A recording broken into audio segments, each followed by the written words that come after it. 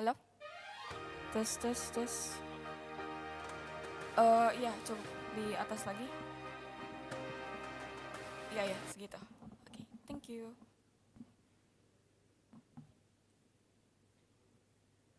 Udah segini. Cukup. Thank you. Oh, cek, cek. Eh, cek, cek.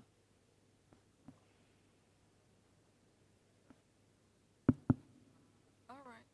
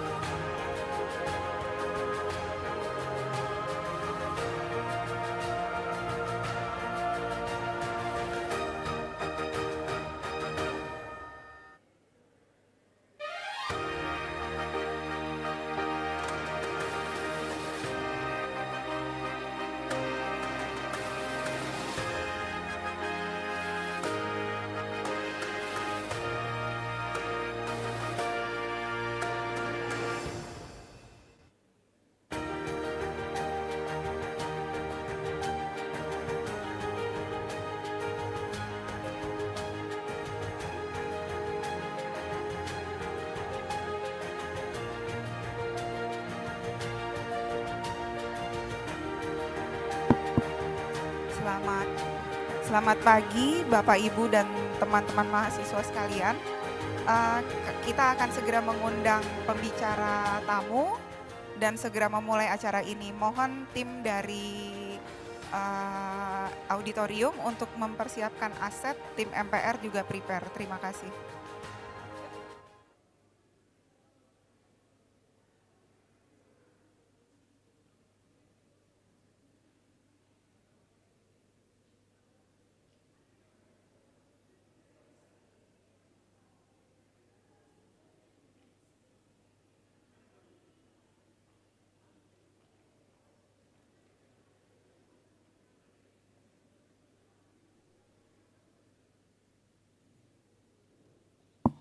Ya, tolong diisi dulu kursi di depan.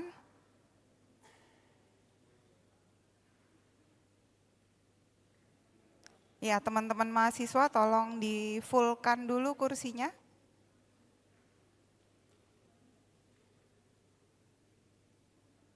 Mohon izin Bapak Ibu, kita akan segera mulai acara hari ini.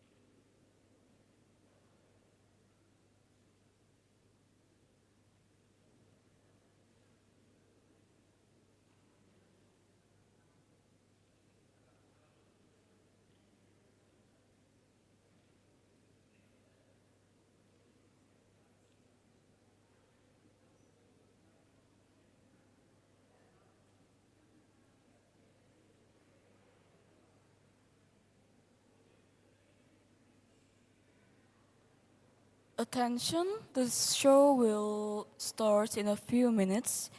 To all the students, please welcome to fill in the first row of your seats. Thank you.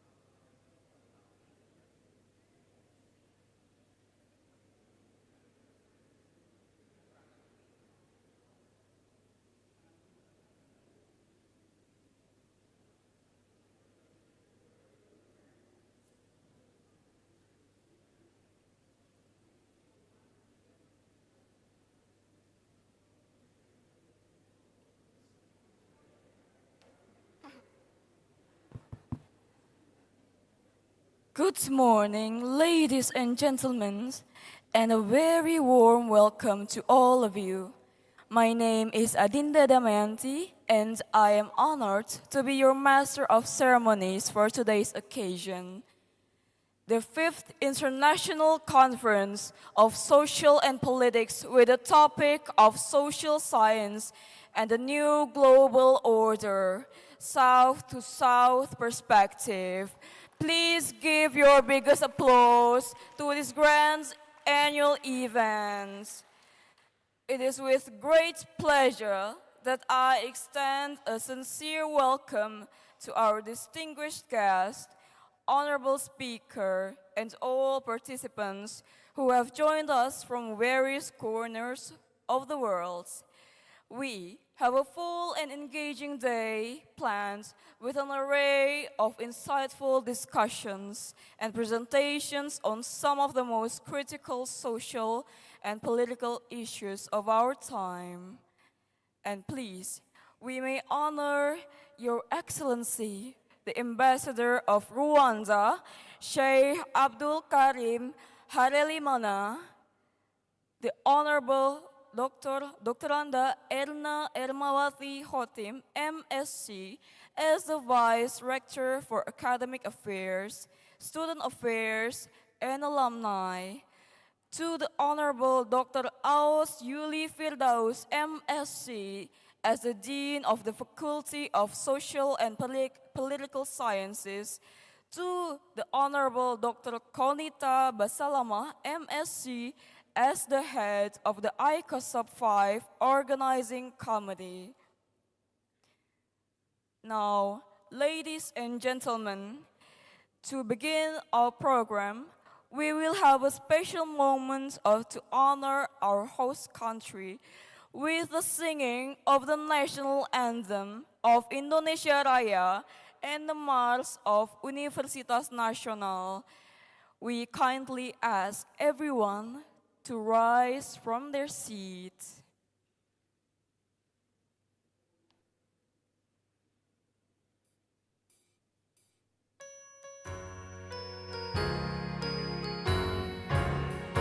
Indonesia tanah airku, tanah tumpah darahku. Di sanalah aku berdiri, jadi pandu ibuku. Indonesia kebangsaanku, bangsa dan tanah airku.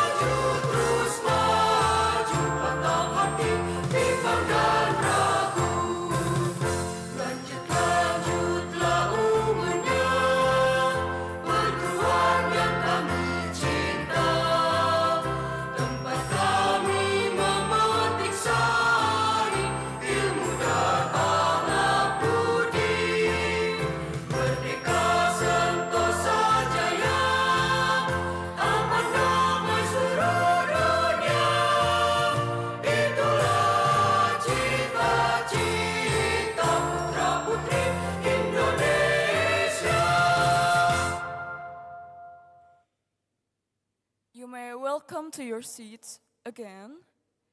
Ladies and gentlemen, and for the next session, we will have a brief video screening of wonderful Indonesia.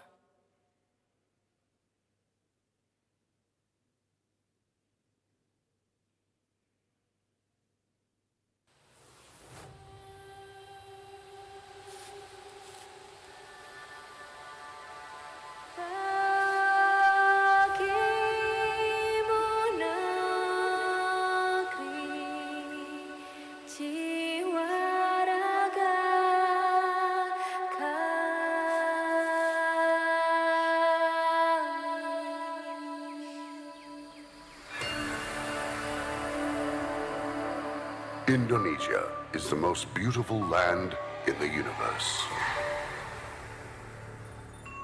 The land where we were born.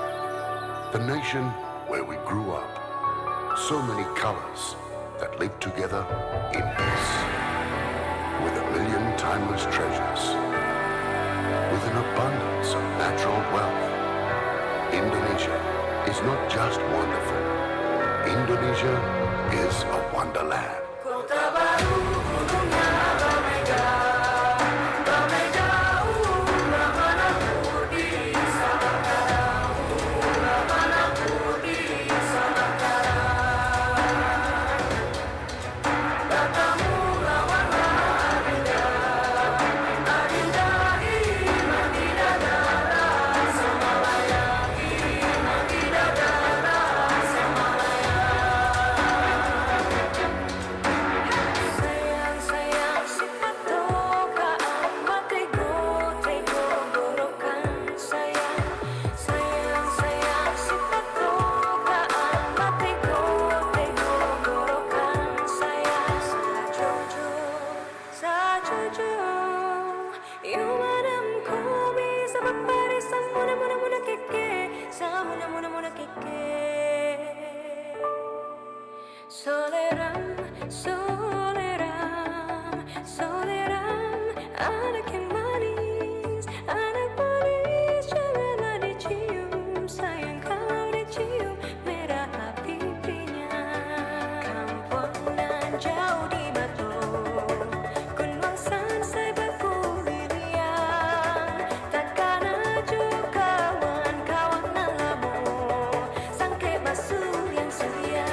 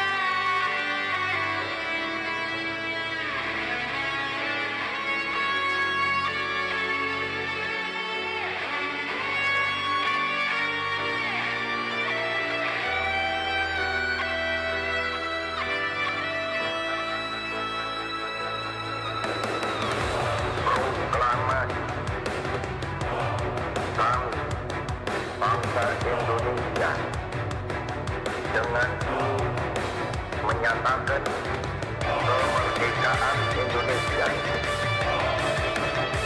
Hal-hal yang mengenai pemindahan kekuasaan dan lain-lain diselenggarakan dengan cara yang sama dan dalam tempo yang sesingkat-singkatnya. Jakarta, 11 Agustus 1945, atas nama bangsa Indonesia, Soekarno, Hatta.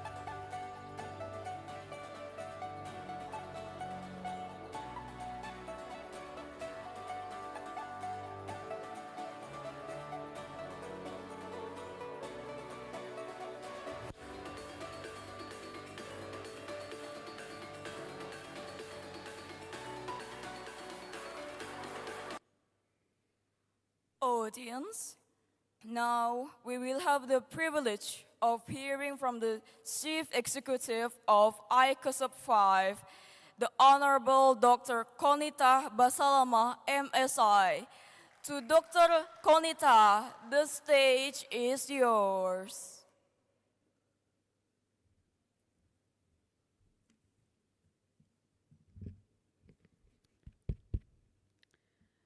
Bismillahirrahmanirrahim. The Honorable Vice Rector of Academic, Student Affairs and Alumni, Associate Professor Dr. Erna Ermawati Hotim, Your Excellency Sheikh Abdul Karim Hari Limena, Ambassador of Rwanda to Republic of Indonesia, the Honorable Dean of Faculty of Social and Political Science, our beloved Associate Professor Dr. Ausuli Firdaus, Vice Dean and of Student Affairs, Collaboration and Human Resource, Bapak Angga Sulaiman, MAP, the distinguished invited speaker, Ibu Dr. Rohaiza Rokis, Bapak Dr. Asran Jalal, and our keynote speaker, Bapak Dr. Andi Ahdian,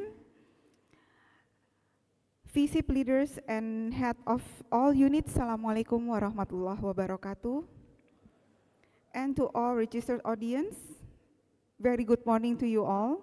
On behalf of the organizing committee, we are delighted to have you in the 5th International Conference on Social and Politics that holds the theme Social Science in the New Global Order South-South Perspective. So this is my 3rd time chairing this event and still with the same excitement, alhamdulillah. Our previous conference held the theme Mobility, Cross-Cultural Encounter and Social Connection in 2022. In 2023, we hold with the theme Post-Colonial Perspective and Cross-Cultural Encounter in Asia.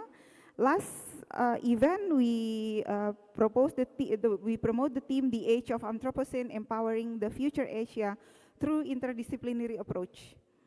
And this topic we delivered emphasized the position of Faculty of Ilmu Sosial and Ilmu Politik Universitas Nasional through its annual conference, encountering and exploring in the area of South-South perspective in the aim of knowledge production. We invited speakers from respectable institutions from Malaysia, Turkey, India, and of course, our own Universitas Nasional Jakarta, Indonesia, to share their valuable perspective and knowledge, and also presenters from countries that it sum up to 14 different nationalities gathered in this event that we all proud of. Together, different perspectives and spectacles in order to fulfill an interesting gap in this area. It is an honor and pleasure to serve you in this annual event of Faculty in Social and Political Science, Fakultas Ilmu Sosial dan Ilmu Politik Universitas Nasional. It's been our joyful roller coaster ride of this committee preparing this conference. Pak Andi, while he has been discussing with Professor Farishnur from Triple IU, then we come up with this interesting theme to raise this year. Please, our student from Triple IU, send our salam to your professor. Exchanging knowledge among presenters, lecturers, and policymakers and general audience is one of our aim that we need to achieve this year. We accepted abstracts that will be presented at panel session. We also invited journalists to cover and to spread the benefit to larger audience. It is also a moment to celebrate the presentation of all the invited speakers who cannot make it to present in person due to their tight schedule and commitment, but still they can manage their valuable time to join this conference with us that we facilitate with online presentation. I cannot thank them enough, Pak Robi and Dr. Hatijah Chalik, those who will present their valuable knowledge online. And to Dr. Hatijah knowledge, perhaps you must wake up earlier. That I think it's 5 p.m. in Turkey, 5 or 4 p.m. in 5 p.m. in Turkey. But she managed to wake up earlier and ready to share her valuable time and knowledge to us. This was also to ease the presenters who currently is outside Indonesia, from India, from Malaysia, with their, that we already received their good abstract and promising further studies that we encourage. This conference also serves as post-summer course program that held by the Faculty of Social and Political Science Universitas Nasional to celebrate our 23 different brilliant future leaders. Shout out to all the summer course participants. You are our future South-South leaders, inshallah. Please embrace this moment, and I'm forever grateful to know you. We would like to address our gratitude, the university of and the rector and vice rectors, to the Faculty of Social and Political Science, and of course all the committees. Personally, I'm very satisfied with all your hard work. To conclude this speech, I would like to address my appreciation to all of you for the endless support and effort to finally make this possible. We really hope that this event will benefit all. Assalamualaikum warahmatullahi wabarakatuh.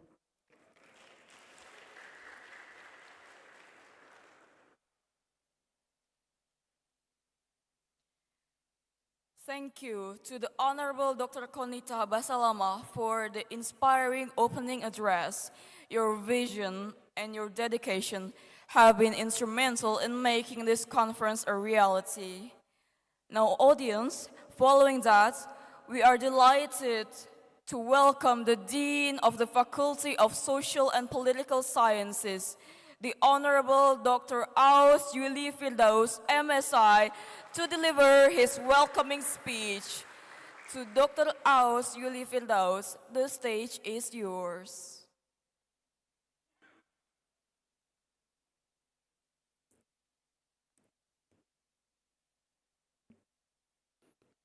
Assalamualaikum warahmatullahi wabarakatuh. Greetings, everyone. It is a real pleasure to welcome all of you to the 5th International Conference on Social and Politics, or Icosop, hosted by Faculty of Social and Political Sciences at Universitas Nasional.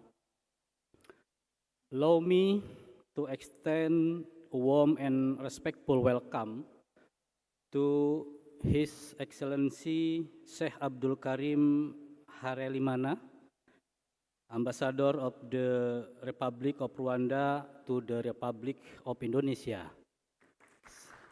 Assalamualaikum, Sheikh.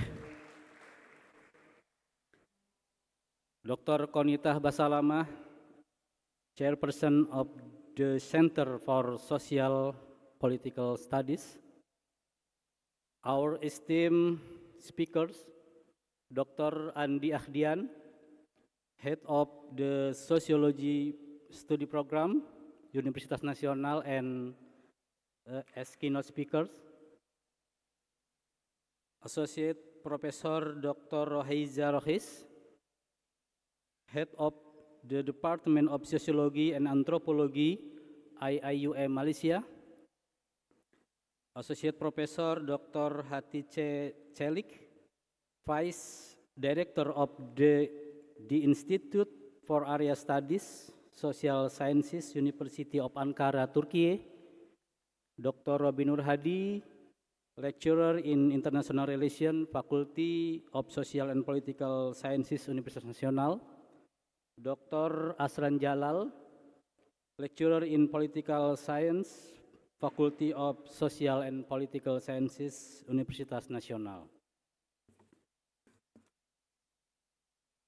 And of course, to all distinguished guests, fellow academic, student, and participant joining us here today, thank you for being part of this important occasion.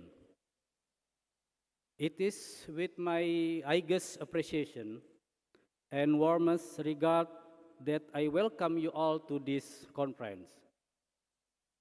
This year's conference carries a powerful and timely theme: social science and the new global order showed perspective. As we navigate a rapidly changing global landscape, the importance of perspective from the global south cannot be overstated.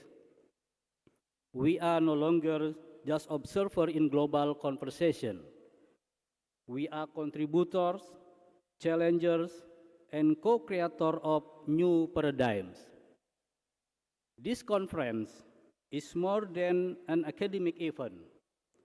It is space to share ideas, question assumptions, build bridges, and strengthen collaboration across borders. It is celebration of diversity in thought, in context, and in experience. We are honored to host such an outstanding lineup of speakers, leaders, and experts in their field who will enrich our understanding and inspire deeper conversation. I am confident that their insight will spark meaningful dialogue and open new pathway for cooperation among our institutions and communities.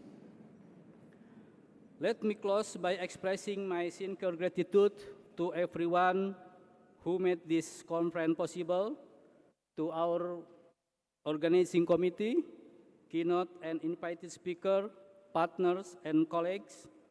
Thank you for your dedication and commitment. With that, it is my great pleasure of officially declare the 5th International Conference on Social Politics open. May this event be fruitful and inspiring for all of us. Thank you. Assalamualaikum warahmatullahi wabarakatuh.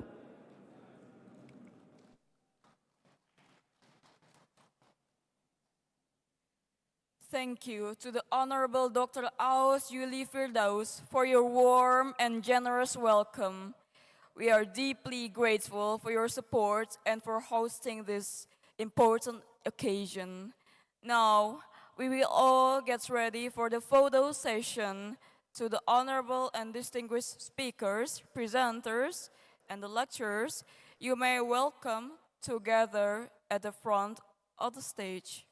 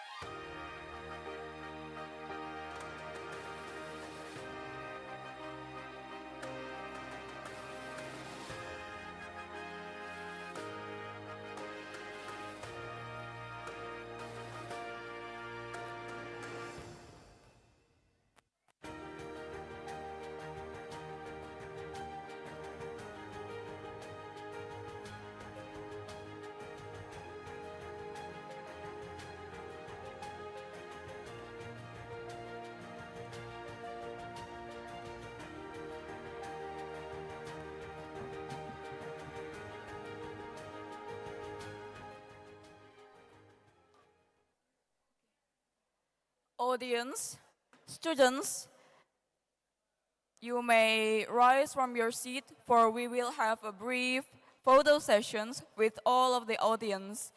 Untuk semua murid-murid, mahasiswa boleh beranjak dari kursinya karena kita akan memulai sesi foto bersama.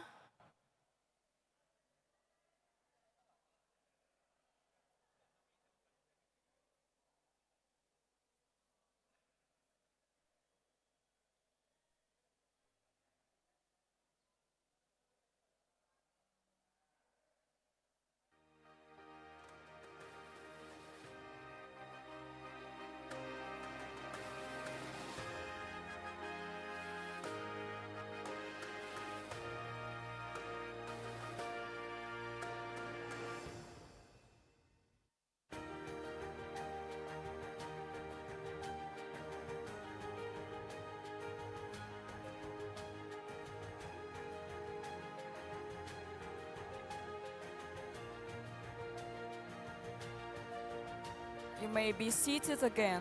Thank you.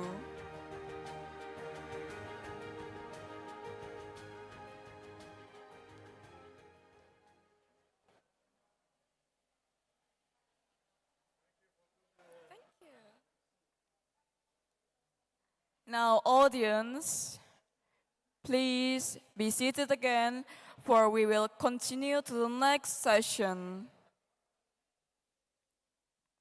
We will have a brief video screening of Sultan Takdir Ali Syabana before we move to our main session. So please pay attention. Thank you.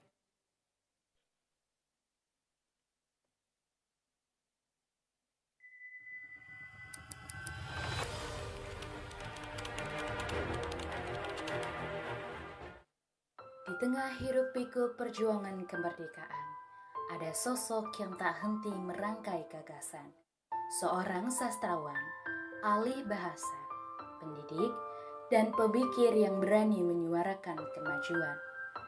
Dia adalah Sultan Takdir Ali Jabana, seorang pujangga baru yang membentuk arah intelektual bangsa, sekaligus perintis institusi pendidikan penting bagi masa depan Indonesia.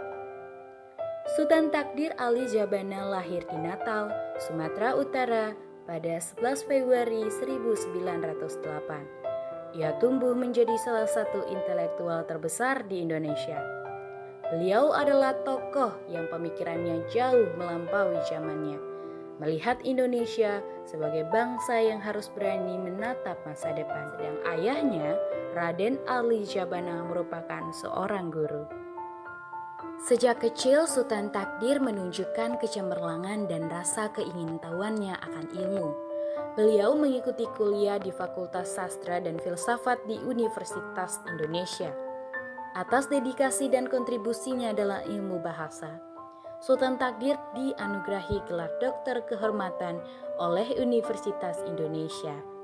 Melalui pendidikan yang kokoh inilah terbentuk fondasi pemikiran progresif dan multidisiplin yang menjadi ciri khas yang kemudian terwujud dalam karir dan karyanya yang dipenuhi kontribusi. Karir Sultan Takdir Ali Jabana adalah cerminan dedikasinya pada kemajuan dan pencerdasan bangsa.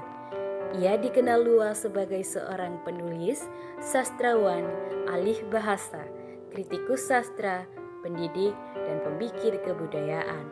Sejak muda, bakat menulisnya sudah terlihat dengan karya pertamanya yang dimuat di majalah Jong Sumatera.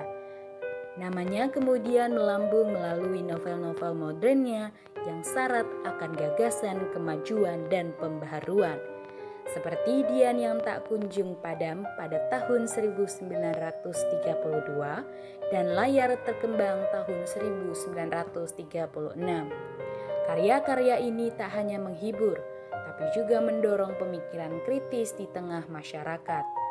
Beliau juga menjadi pendiri dan pemimpin majalah kebudayaan pembangunan tahun 1945 dan konfrontasi tahun 1954.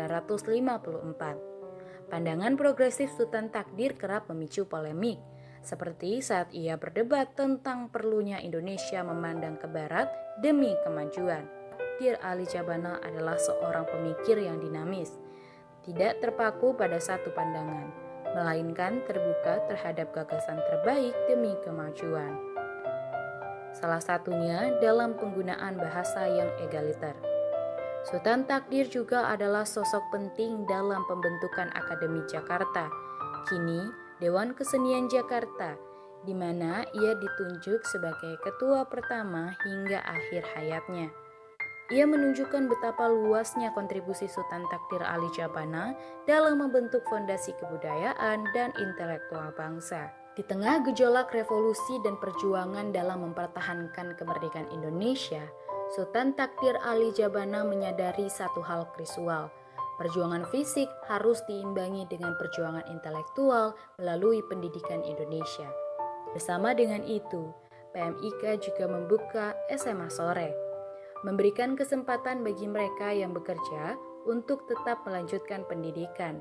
Sultan Takdir Ali Jabana berhasil mendirikan Akademi Nasional yang kemudian berkembang menjadi Universitas Nasional. UNAS lahir sebagai perguruan tinggi swasta tertua di Jakarta dan kedua tertua di Indonesia.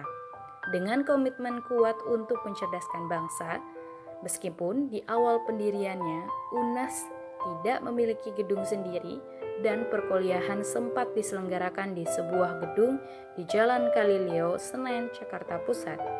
Semangat Sultan Takdir Ali Jabana untuk memberikan pendidikan tinggi bermutu dengan biaya yang terjangkau tak pernah padam. Perjalanan UNAS tidak selalu mulus. Di awal Orde Baru, Sultan Takdir Ali Jabana sempat berkonflik dengan Presiden Soekarno dan dilarang memasuki Indonesia pada tahun 1964. Hal ini menyebabkan tampu kepemimpinan UNAS beralih dan sempat diisukan berafiliasi dengan komunis, bahkan terancam ditutup. Namun, berkat perjuangan para aktivis dan dukungan dari Angkatan Laut, UNAS berhasil diselamatkan dan terus melanjutkan misinya. Hingga kini, Universitas Nasional terus berkembang, mempertahankan semangat perjuangan dan komitmennya untuk mencerdaskan kehidupan bangsa, sebagaimana yang dicita-citakan oleh Sultan Takdir Ali Jabana sebagai inisiator dan pendiri utamanya.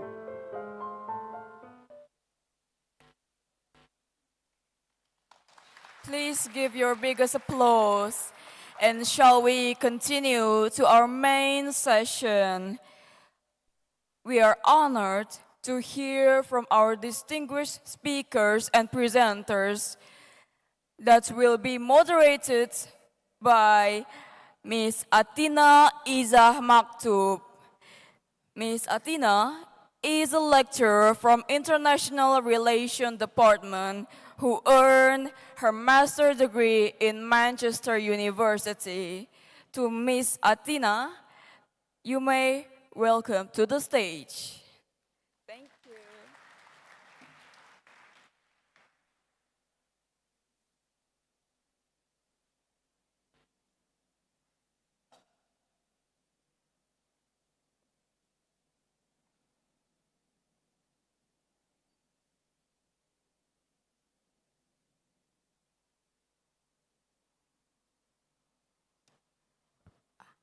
Okay, good morning, everybody.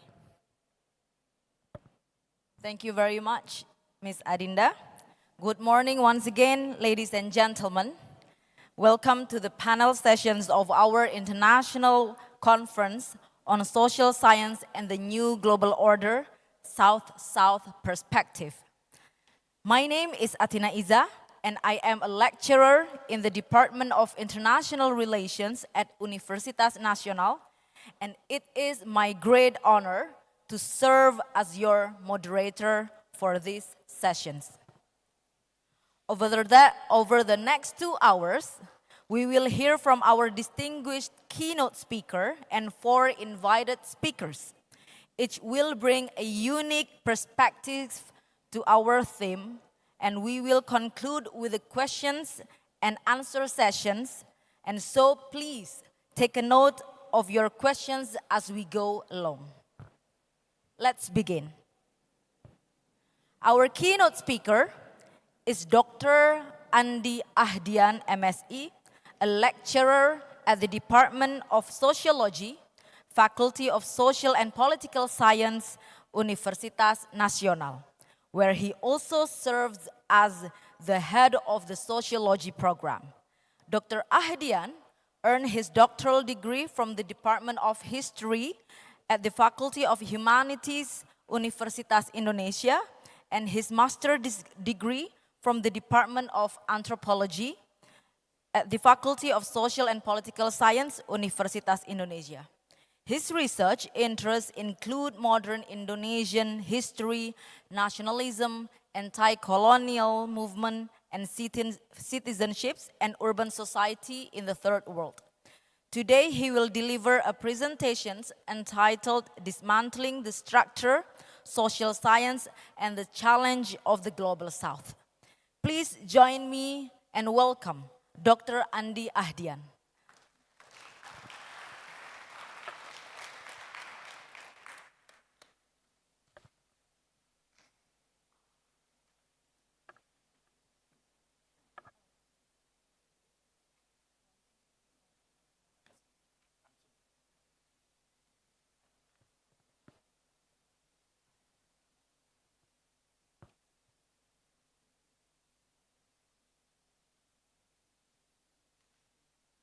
This. Thank you, moderator. Dear college, distinguished speakers, friends, and students, Assalamualaikum warahmatullahi wabarakatuh. Good morning. Actually, I already prepared my PowerPoint, and could you please to show it now? To make a texture of my speech. Thank you. And it is an honor to stand before you today as the keynote speaker at the 5th International Conference on Social and Political Science here at Universitas Nasional. To be in the company of college students and thinkers from across the global course and from beyond, it's both a privilege and also a responsibility.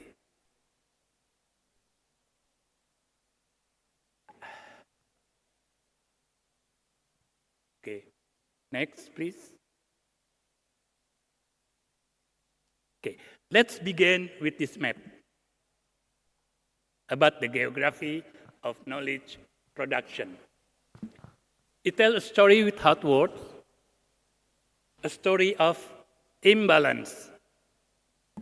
In 2011, the concentration of ISI, International Scientific Index, an academic article per capita was overwhelmingly clustered in the global north. You can see a deep top 5 is in North America, Western Europe, Australia, and a few East Asian economies go in the deep red. You can see that. And it marked the highest output of knowledge production. In contrast, much of Africa, large part of South and Southeast Asia, and Latin America fade into a pale, very, very pale shade, representing a far lower production. This disparity is not an accident of population size or reflection of cultural preference. It is the mark of global academic system that concentrate recognition, resource, and legitimacy in a few regions, while casting most of the world into the role of customer. We are a customer, not producer of what is deemed legitimate knowledge. I'm not here to wave the flag of what is narrow nationalism, to close our doors to the world, or to cling to tradition simply because they are old. Science, truth, and human dignity belong to everyone. They are not the property of any one nation or culture. But today, the facts show us they are still distributed unequally, guarded by systems that grant them freely to some while placing barriers in front of the others. Our task here is to break down this barrier, to make sure that access to knowledge and the power it brings is not decided by geography, history, or accidents where you were born.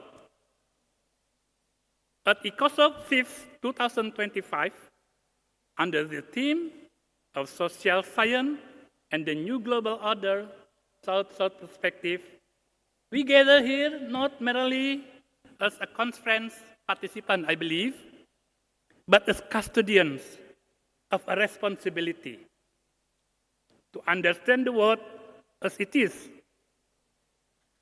to imagine it as it could be, and to act to close the gap between two. Next slide, please. If we are honest, this requires us to start with questions. Questions that cut to the very reasons we are here.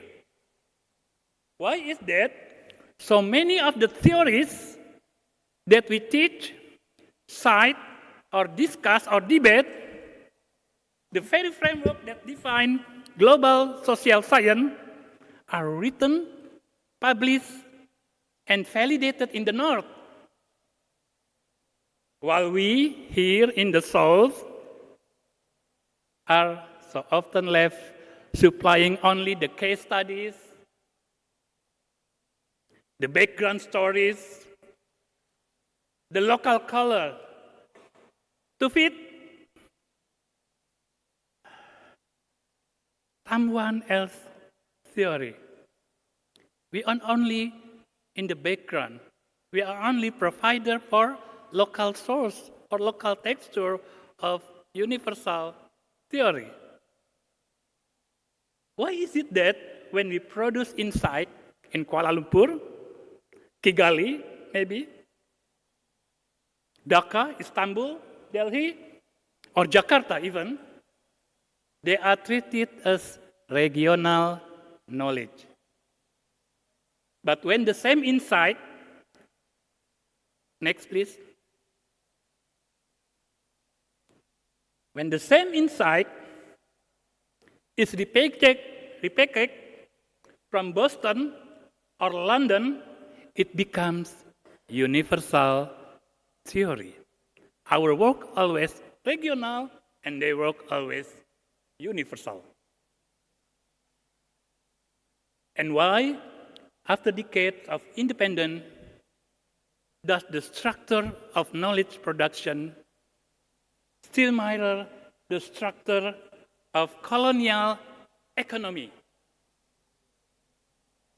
A concentration of value in one part of the world and the extraction of raw material, including intellectual raw materials from the other. These are the questions of individual brilliance. These are not questions of individual brilliance or institutional diligence. They are questions about structure. I will repeat again. These are problems about structure and about the system of political economy that underpin not only the distribution of wealth and power, but also the distribution of legitimacy and voice in our academic world today. Next, please.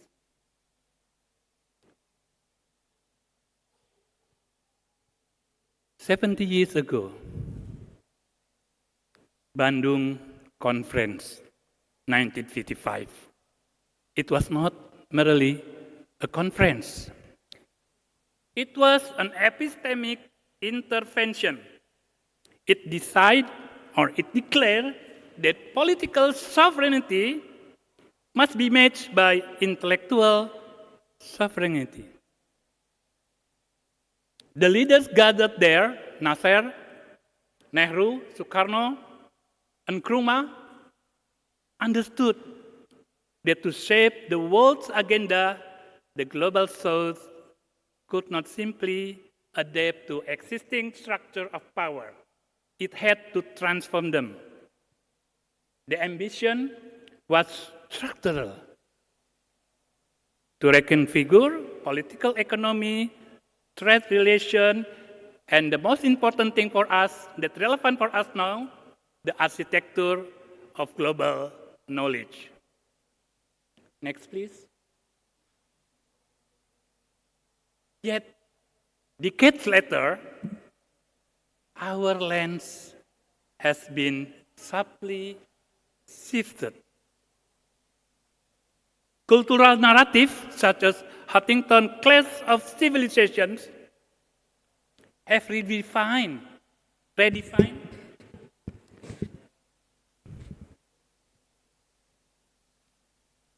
the inequality between us, among us, as a matter of identity rather than of structure.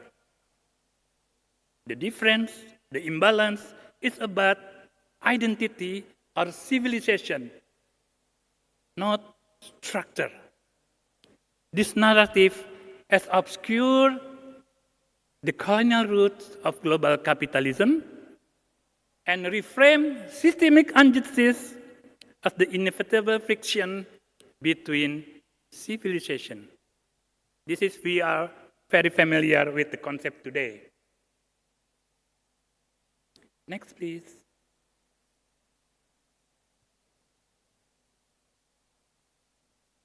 If we are to reclaim Bandung intent, we must analyze the political economy of knowledge production with the same rigor as we apply it to market and state. You can see in picture. The global research ecosystem mirrors the global trade system. The South is the primary site of data extraction. The North is the primary site of theory production. This asymmetry is compounded by funding in architecture. Research priority in the South, to be honest, are too often donor-driven, oriented toward questions that fit strategies or commercial interests of external actors, not our own interests. Our university chase publication metric that align with ranking system built abroad. Elsewhere, often diverting our intellectual energy from pressing local and regional challenges. Most troubling, the data we collect, the painstaking ethnographies, survey, archival work is frequently exported, processed abroad, and written to us as policy theory, which we then cite at premium. We must pay a higher price from our own information that we gather with our own work. Consider this. Dependency theory, pioneered in Latin America by scholars like Raul Prebisch, Teotonio dos Santos, and Celso Furtado, began as global South critique of unequal economic integration. But yet, in many northern syllables, it is reduced to a development paradigm of 1970s. Rarely credited as a living body of thought that continue to influence trade, debt, and industrial policy debates in the South.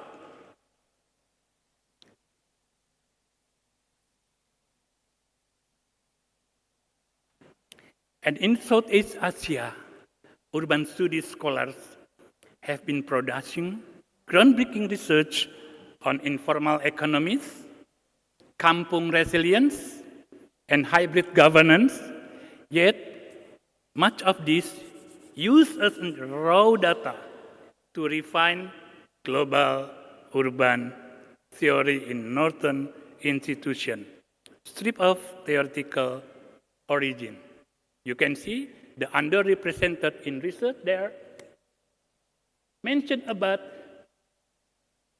disparities, also the issues about third world, but the producer of this theory come from the north. That's the fact. But it is essential, I think, to clarify, this is not an argument for academic insularity, nor for rejecting the contribution of science developed elsewhere. Next. Next, please. I forgot about my problem. Science is cumulative. Its validity is not determined by geography, culture, or creed, or belief. The vaccine that stemmed from COVID-19 did not discriminate by religion or nationality. Its effectiveness is a reminder that rigorous peer-reviewed science is a shared human achievement. The point is not to replace such science with parochial remedies that fail under scrutiny. It is to demand that the South, we the South, participate fully in the creation of such science. And that contribution from the South be recognized as universal, not provincial. Next, please. So, if Bandung was about political non-alignment, Bandung today must be about epistemic non-alignment. The refusal to accept a world in which knowledge is valued only when it is validated in the North. So this means, first, build South research network. We must collaborate each other. I will tell students here from certain South countries that once I remember when I made a presentation in Manila, I asked the audience, do you know Indonesian culture as your neighbor? The answer, no. The Filipinos knew better about New York than Jakarta. The same applies to us. We never collaborate each other. We just still close to the former master.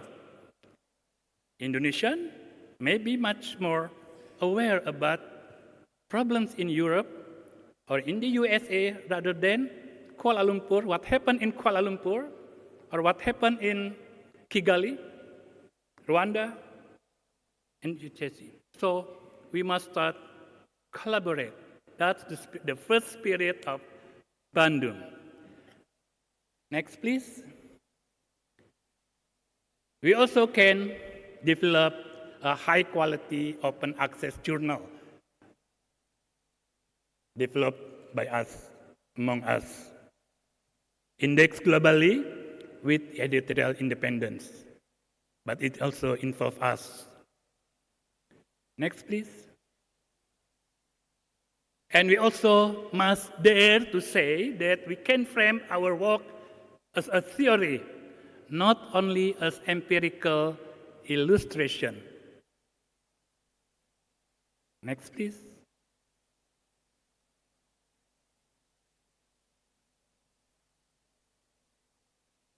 And we also must be aware to practice data sovereignty. It became a problem in recent days in Indonesia, that ensuring research benefit for our society first. Next, please. And we also must begin to expand our academic mobility within the South, creating fellowship and exchanges between Africa, Asia, and Latin America, without always routing through northern universities.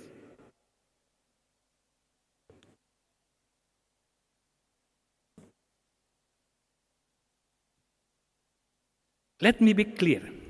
The problem we face will not be solved by simply wrapping our scholarship in the language of culture, of civilization, or religion, whether it is an indigenous perspective in our own country, an ASEAN lens, or the nostalgia of tradition. This can enrich our moral imagination, of course, but they cannot substitute for the hard work of dismantling the structural injustice that shape knowledge production today. Our marginalization is not the result of cultural differences, nor of religion, nor of race. It is the product of global capitalist order that centralizes resource recognition and legitimacy in a few hands, while the rest of the world is left to supply the raw material. If we fail to confront that structure, we may risk mistaking the symptom for the cause and leaving the real machinery of inequality untouched. To remain in periphery is a choice. And it is a choice that we can refuse. Bandung's message was that dignity is indivisible. In our time, that dignity requires us to be not only subject of history, but also author of the knowledge that interpret it.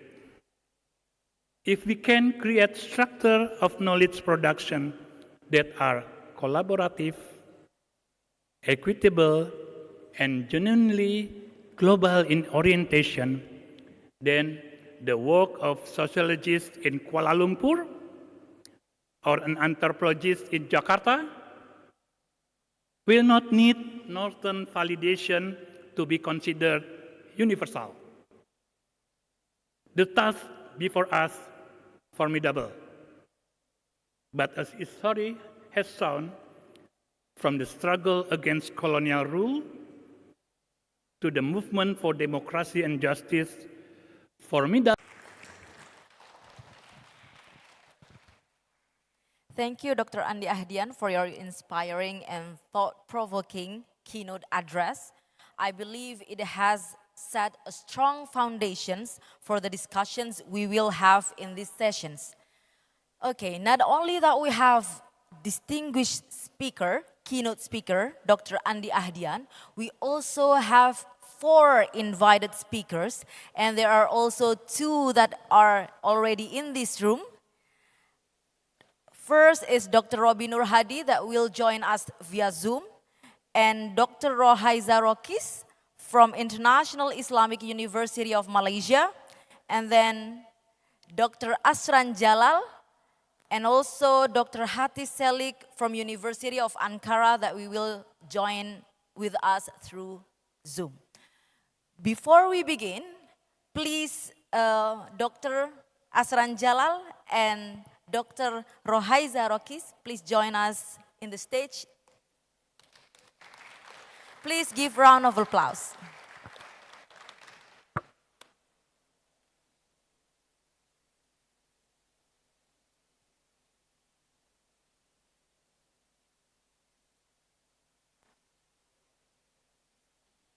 Please have a seat.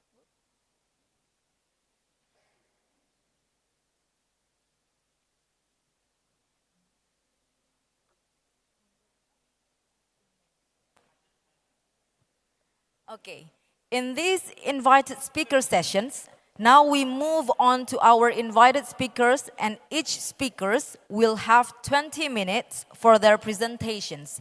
And I encourage everyone to jot down any questions for the Q&A sessions. The first invited speaker will be Dr. Robi Nur Hadi. Our first speaker, Robi Nur Hadi, who holds a doctorate in History, Politics, and Strategy from University Kebangsaan Malaysia, or UKM. Since 2003, he has been a lecturer at Universitas Nasional's Department of International Relations. Dr. Robi has served as an expert staff member in various government bodies and as a consultant for the Ministry of Education and Culture. His academic background spans religious studies, Islamic boarding school studies, diplomacy, and South-South studies. Today, he will present the South-South Cooperation Group strategy in facing current geopolitical dynamics.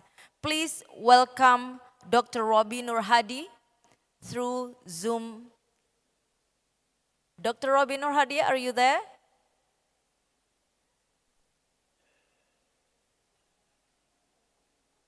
Good morning, Dr. Robi Nur Hadi. Start now. Okay. Can you hear my voice clearly? Yes. Okay, thank you. It's my. Yes, it's your time now. You may start. And the can floor is hear yours. Yes, my I can voice hear. now? Yes. Please, for the admin to deliver the presentations for our speakers. Miss Athena, Yes? can I start now? Yes, please. Okay. Okay. Assalamualaikum warahmatullahi wabarakatuh. Good morning to everybody and ladies and gentlemen.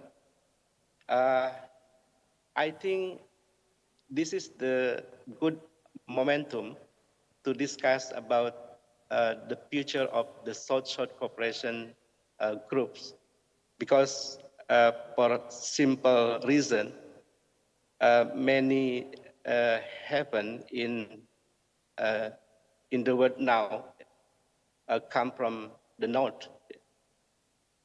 And the last thing that we hear about dialogue Putin and Trump in Alaska. So this is the last thing that we can hear from the world. So that's why we must talk about our future from the South-South group. So in this five international cooperation, international conference on social and politics today, I will propose the issue about the strategy from the South-South Cooperation Group in passing current geopolitical dynamic. Ladies and gentlemen, this forum, and when we talk about strategy, I think we must have discussed about at least four issues. The first is the reason why we must have strategy. And the second, we must know about the impacts from strategy.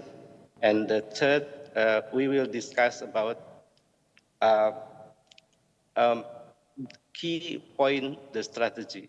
And the last, we must talk about the goals of that strategy. Let's we talk the first one.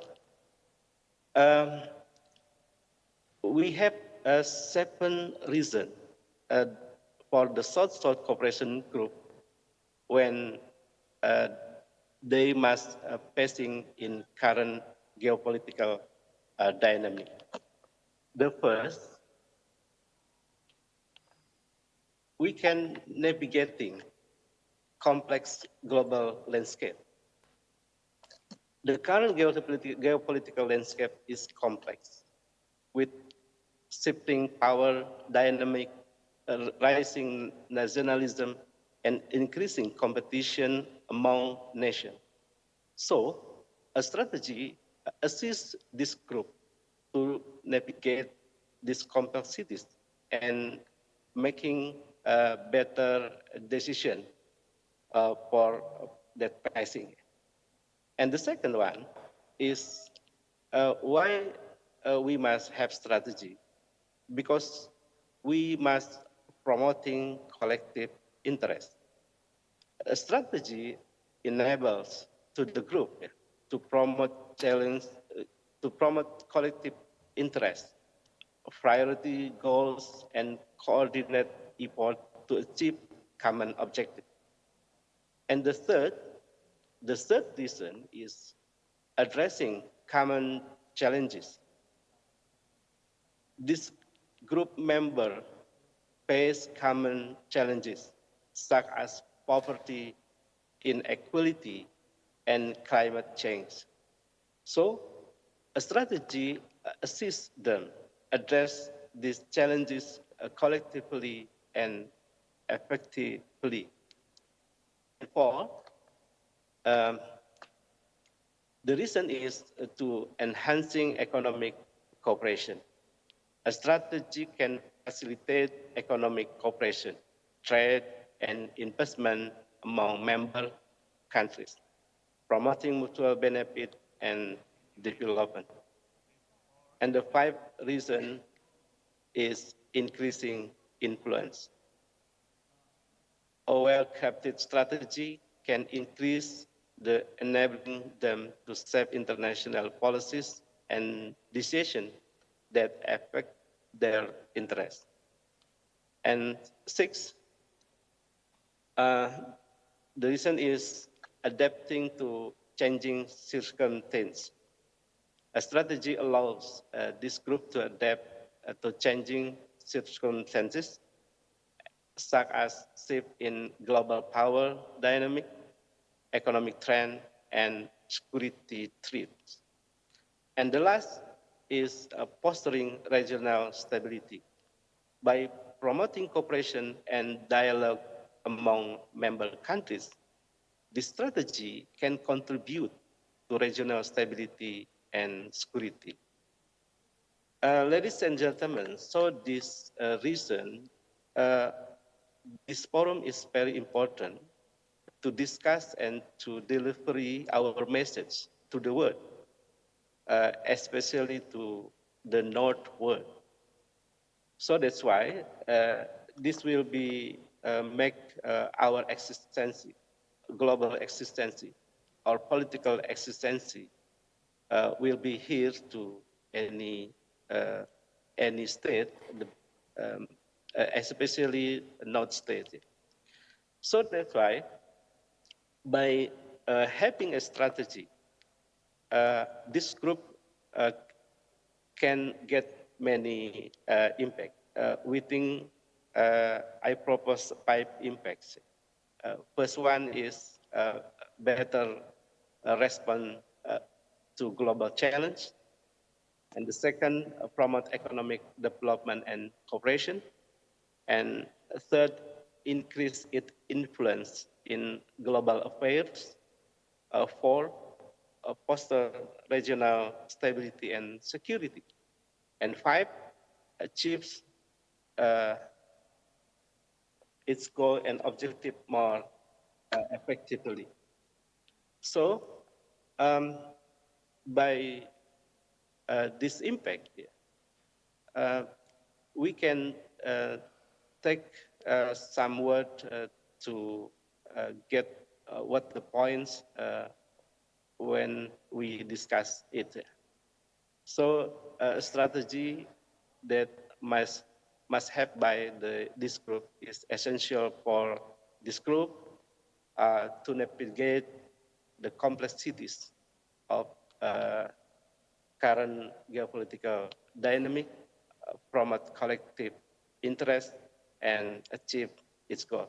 Yes, we have goals. We have all nations have interests, and also as a group, we also have the interest group.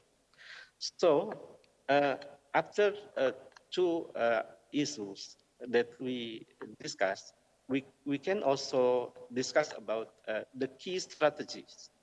The key strategy when we must to talk about that. The first one is key point is strengthening economic cooperation, enhancing trade investment and economic ties among member countries to promote mutual benefit and reduce dependence of Western Union. It's mean not we make a war, no. We just make a balancing about our existence. So that's why maybe for the future, we don't hear or we don't see about Trump tariff that would give now. And the second from 5 key strategies is promoting multipolarity, fostering a more multipolar world order, challenging Western dominance, and promoting a more balanced global economy. And the third, diversifying partnership, reducing dependence on any single nation or bloc by strengthening economic and political ties with other developing countries. And the fourth from the 5 key strategies is sharing knowledge and technology, collaborating on knowledge sharing, technology transfer, and capacity building to address common challenges and promote development. And the last, enhancing regional cooperation, strengthening regional cooperation and integration to promote stability, security, and economic growth. Okay, ladies and gentlemen, and the last issue that I want to share to all of you is goals of this 5 key strategy that must have to this group in facing geopolitical dynamic now. We have 4 goals in this strategy. The first is increase its influence. Yes, we need it. We need increase our influence in global affairs and international organizations.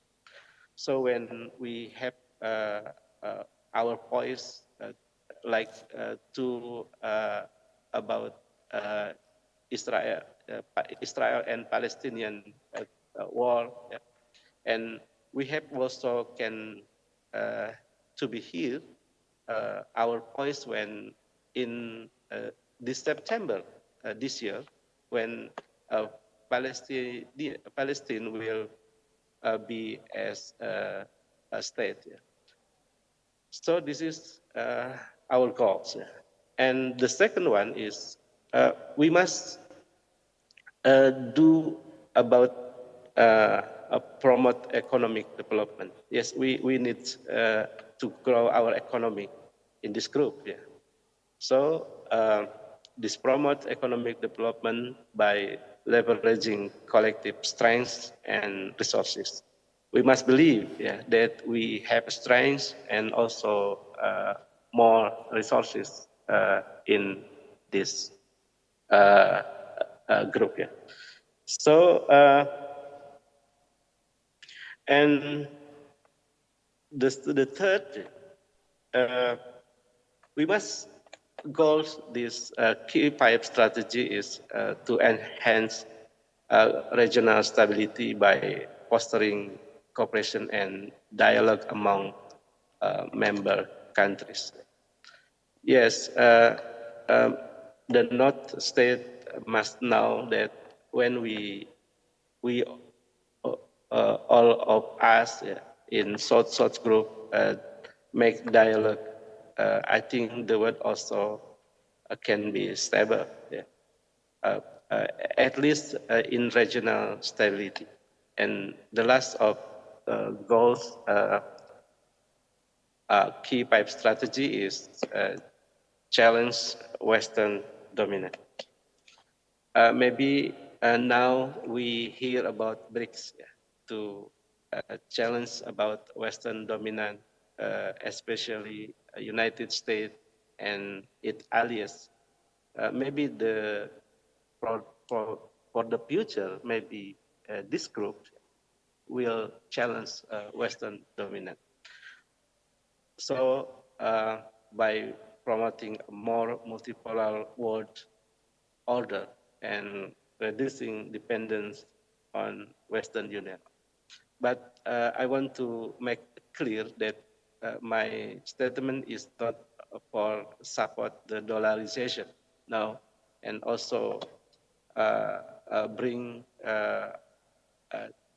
all states in this group to join to BRICS. Not for that, but if we can do a thing about this, and we think about our goals to this group and for our future, so maybe we can consider to join with BRICS. Overall, the South-South Cooperation Group strategy aims to promote mutual benefit, cooperation, and development among its member countries while navigating the complexities of current geopolitical dynamic. Ladies and gentlemen, this is for issues that I propose to this forum. So that's why we must talk about this, and we discuss about, after this. Maybe with this international conference, our voice will be here in this world. Thank you very much. Assalamualaikum warahmatullahi wabarakatuh. Waalaikumsalam warahmatullahi wabarakatuh. Thank you, Dr. Robi Nur Hadi, for that comprehensive and insightful presentations on South-South cooperations in today's geopolitical climate. Next is our second invited speaker. From the dynamics of international cooperation, we now move to a critical discussions on gender, work, and the environment. Our next speaker is Dr. Rohaiza Rokis, an associate professor at the Department of Sociology and Anthropology, International Islamic University, Malaysia. She holds a PhD in sociology from the University of Bristol in the UK, an MSc from the University of Stirling, and a bachelor's degree in sociology and anthropology from IIUM. Her expertise lies in the sociology of work and research methodologies with research interests including women, work, and gender studies. She has published extensively in prestigious ISI and Scopus Index journals. Today, she will share her research on gendering permaculture in the post-colonial global South countries to reclaim women's narratives of work in sociological discourse. Please join us and welcome Dr. Rohai Zaroklis. The floor is yours.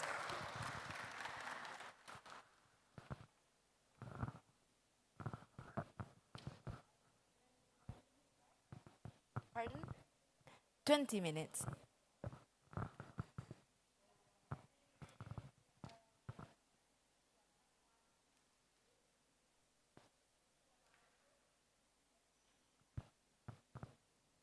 Okay. Assalamualaikum.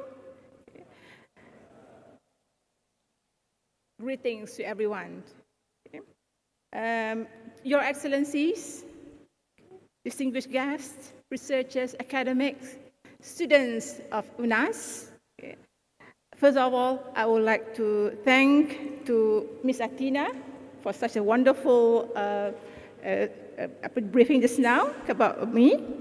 I also would like to thank the organizer, the ever hardworking academics and the committee members from the Fakultas Ilmu Sosial and Ilmu Politik, Universitas Indonesia, UNAS, for inviting me to this auspicious International Conference of Social Politics, or Icosop 2025 in Jakarta. It's a privilege for me to be here. Ladies and gentlemen, I was given an intriguing yet a mentally demanding topic on the industrial welfare of South post-colonial countries, a social science perspective.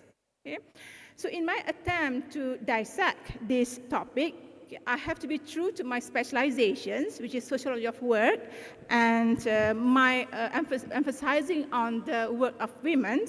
So I analyzed this topic by forwarding a new title, which is Gendering Permaculture in the Post-Colonial Global South Countries to Reclaim Women's Narratives of Work in Sociological Discourse. So I hope that this new title fit well with the plan of the conference. So in my attempt, I explore how social sciences perspective, particularly sociology, incorporates strong elements in permaculture. A key component constitutes post-colonial elements from the South-South perspectives. So permaculture in the global South is frequently celebrated as a grassroots solution to the ecological and economic precarity. But echoing to Dr. Andi just now in his keynote speech just now, whose stories does these celebrations tell, and whose does it silence? So can we go to the next slide, please?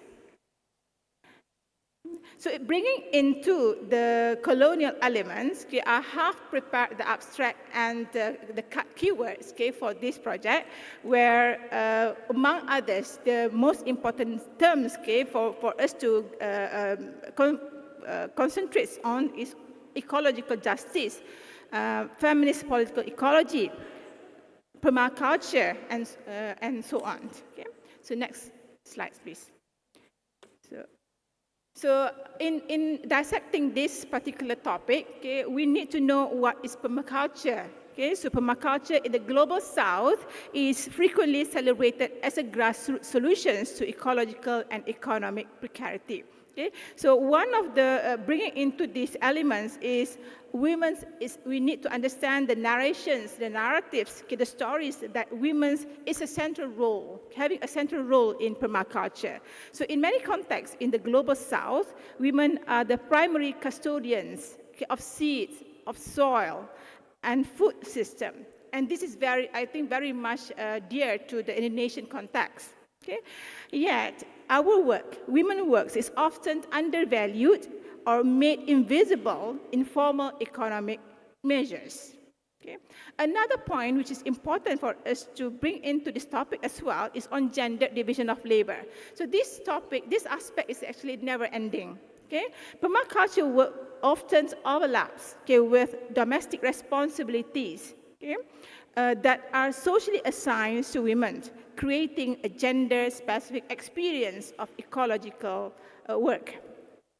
On knowledge ownership and transmissions, women possess intergenerational ecological knowledge, okay? But it is often dismissed or under a patriarchal or colonial development model. Okay? And challenging patriarchal narrative is very important for us. How? By reclaiming women's stories in the permaculture. The study confronts male-dominated agricultural history and the marginalizations of women in post-colonial era. And finally, we talk about empowerment. Okay? Women's empowerment through ecological work is very important, where women-led permaculture projects frequently promote leadership. Okay? It promotes decision-making authority and community impact, making women as a space for gender empowerment and resistance. So now, for the next slide, I would like to, for those who do not know or want to know more what is permaculture, so please, next slide. The permaculture is a term developed in the 70s by Bill Mollison and David Holmgren, who derived the terms from permanent agriculture and permanent culture. Okay? So essentially, permaculture combines ecology, farming, architecture, and community planning, which are very dear to us, to create a system that is regenerative, that is self-sustaining, and ethically grounded, guided by the three important principles, which is care for earth, care for people, and fair share. So while permaculture is often presented as a neutral, technical green solutions, its labor and knowledge system, especially in the global south, are deeply gendered. Okay? And women's roles in them are often hidden or undervalued.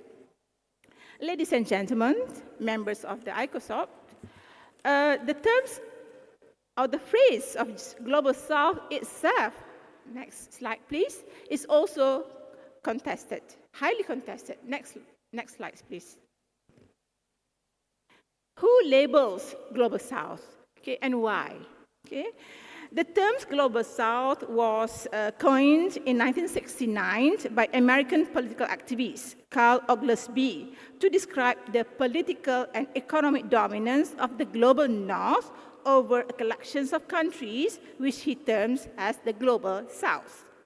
Oglesby's use of the term Global South seeks to emphasize the ongoing dominance and exploitations of many Asian nations, including Indonesia and Malaysia, with a few exceptions, such as Japan and Korea.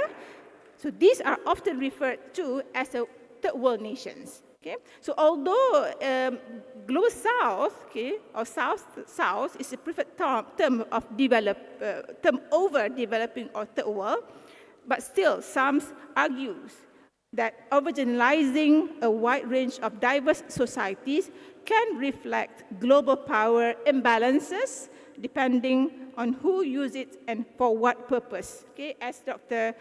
Andy was talking about, or even Dr. Robbie will mention about that just now. So when we talk about the Global South, we are not just describing a geography, but we are naming a history of colonial rule, economic exploitations, and knowledge exclusions. At the same time, we are recognizing a space of resilience, creative survival, and radical imaginations. So the terminologies, controversies surrounding women in the Global South largely stem from debates over how concepts such as gender empowerment, feminism, and equity are defined, applied, and interpreted across different cultures, histories, and power structures. So we go to the next slide, please. In preparing my paper, my presentation today, okay, I put some quick questions, okay, that related to my paper. So one of the key points that are very important for us to bring out is on the representations and narratives. So what are the questions? We may ask ourselves, what dominant narrative shapes the understanding of work in permaculture? And how do they reproduce or resist androcentric perspectives? On gender dimensions of practice, we can ask ourselves, how is women's permaculture work valued economically, socially, and culturally within our local communities and broader development discourses? And finally, on power and resistance. How do women in permaculture negotiate power, ownership, and decision-making in the post-colonial agricultural context? Okay? And it brings us to the whole plan, okay, of my research, okay, or my paper. Next slide, please. Okay. So following to the common ways of the presentations, or at least my way, okay, I have put the problem statements, the research objectives, significance of, and methodologies, including the the theoretical framework, okay. So basically, this is actually for the sake of this Icosop, okay, but actually, this objective and problem statements is actually the compilations, okay, as the outcomes of the compilation of the research project that I have personally done, and also the some empirical evidence, okay, from other researchers as well. Okay. So for the statements, for example, okay, we know that in the Global South, permaculture is widely promoted as a sustainable, community-focused approach to food productions and ecological restorations. Okay, however, the sociological narrative surrounding permaculture often remain gender-blind, depicting labor, knowledge, and leadership as gender-neutral, while ignoring the distinct contributions of women. So this invisibility sustains androcentric and post-colonial biases that devalue women's ecological protections, cultural preservations, and decision-making in agricultural contexts. Okay? And it goes well with my objectives, okay, and also the significance of the study, which are very important. Okay? It must be fit well with the needs of Icosop. Okay? And then the methodology that I'm using and I was using is on the empirical cases, okay? Case studies, empirical insights, and also qualitative analysis. Okay? And then, of course, in many research academic work, we need to bring into as well the theoretical framework, and therefore, I managed to include the feminist political ecology, or PFE, and post-colonial sociology, where I make some integrations of this theoretical framework. So it goes to the next slide, please. Ladies and gentlemen, next slide, please. Gender, how permaculture relate to gender, okay? So women in the Global South, okay, have been deeply involved in permaculture through diverse initiatives that merge sustainable agriculture, community resilience, and cultural preservations. And those items, okay, or those points that have been put in the slide just now is basically very important, okay, for us to bring back or to summarize some brief idea of our contributions in permaculture. On the division of labor, in many Global South contexts, women are responsible for home gardens, seed saving, composting, food processing, and small livestock care, okay, which are essentials for biodiversity and household food security. And that goes very importantly to patriarchal control, where men may control cash crops, land clearing, irrigation system, and market level sales, which are more visible and therefore financially valued. On land ownership, at least in rural Malaysia, customary or statutory laws often place land titles in men's names that limits women's decision-making in permaculture activities and projects. And therefore, it needs training and technology where women may be underrepresented in formal permaculture training, receiving less exposure to market linkages or high-value productions method. Okay? And we know that women have organic wisdoms. Okay? Women ecological knowledge in seed varieties, seasonal planting, and pest control is often informal, however, and therefore undervalued. Okay? And definitely leadership roles, okay, we see that cooperative or marketing may be dominated by men, even when women contribute most of the production labor. All these elements is the post-colonial elements that even though we are aware of the problems, still it lingers until today. Okay, so next, please. Having said so, okay, from this fact, okay, we see that women of the global south fully involved in permaculture all over the world, particularly in the south countries. Okay, okay, next, please. For the case studies, for example, okay, from the literature, next slide, please. Next. Okay, we can see that women's involved in permaculture globally, okay, from India to Kenya, okay, to Indonesia in particular. Like we can see that Bali permaculture projects where women's cooperative runs agroforestry system combining rice paddies, herbal gardens, and food forests to sustain both livelihoods and cultural traditions. We also have examples, okay, cases from Brazil, from the Philippines, and Zimbabwe. Okay? And for Malaysia, okay, next please. Next slide, please. From Malaysian context, okay, I would like to bring some specific cases of women narratives on permaculture work. Malaysian cases of women's narrative on permaculture works highlight how women contribute significantly to sustainable agriculture and agroecology, often integrating indigenous knowledge and community participations while overcoming social cultural constraints and enhancing empowerment. So we're not sure how much of this context have been documented, okay, as been urged by Dr. Andi just now. Okay. For example, in Sarawak and Sabah, okay, we have engaged in gender-responsive participatory research. Women actively participate in native fruit tree conservations, such as mango and rambutan, contributing, okay, to the fruit processing and marketing alongside men's ecological knowledge. But their involvement fosters sustainable conservations, economic participations, and leadership, supported by gender-responsive participatory research and local organizations.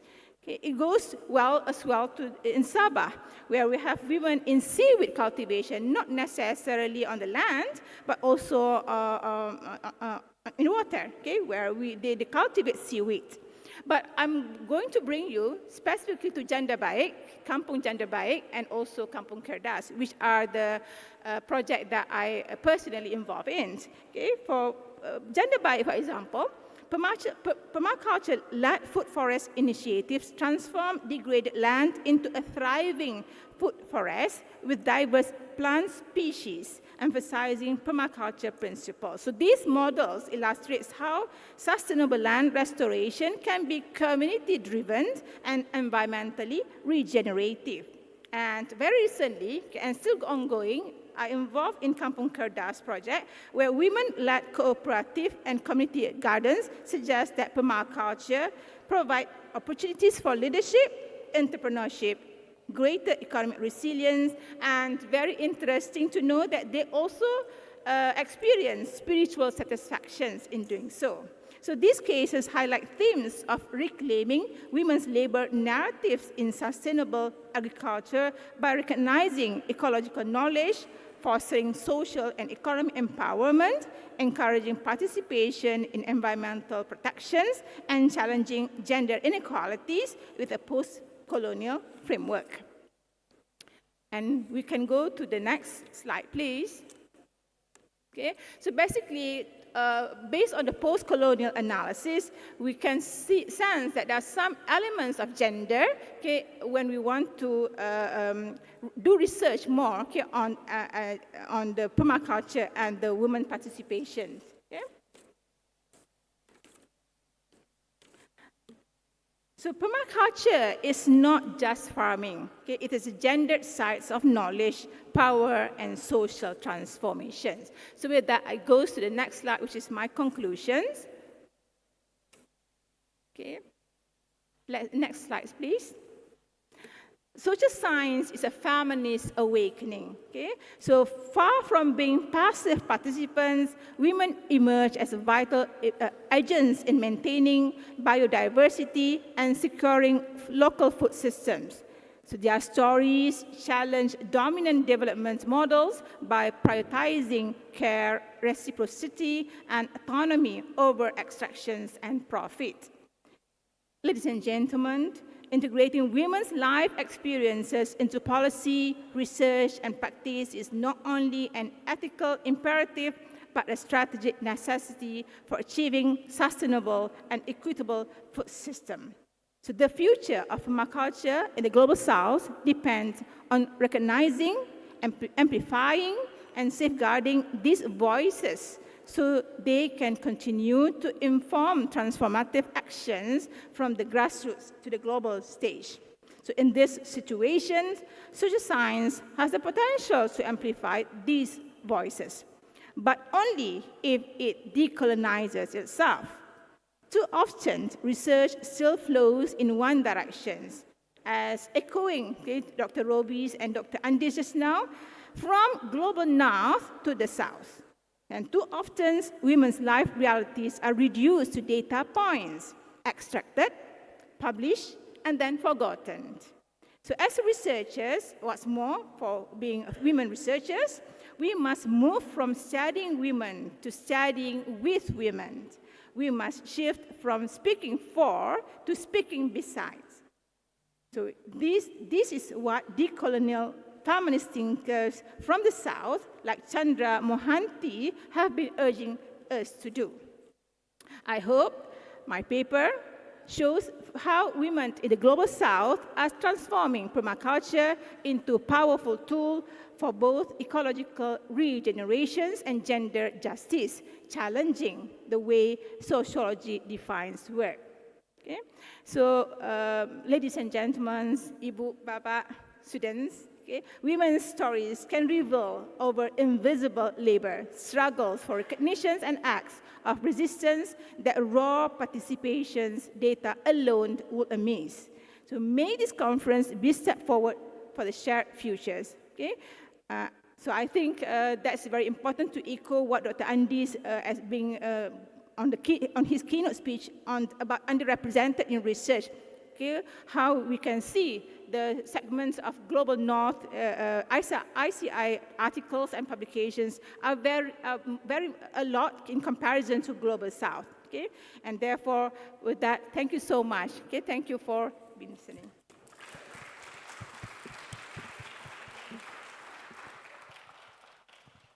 Thank you, Dr. Rohaiza Rakis, for that inspiring presentations highlighting the intersections of gender, environment, and post-colonial discourse.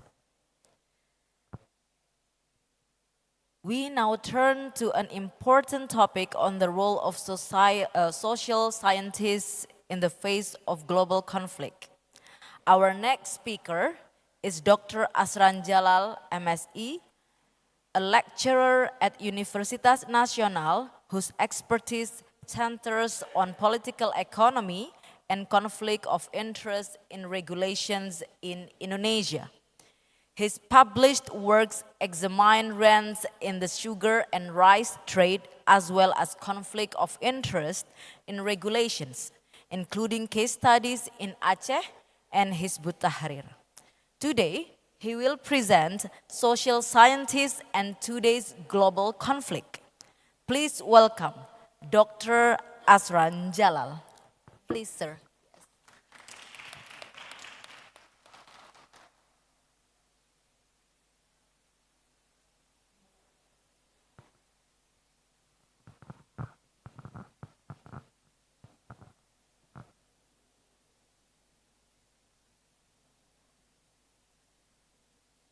Assalamualaikum warahmatullahi wabarakatuh.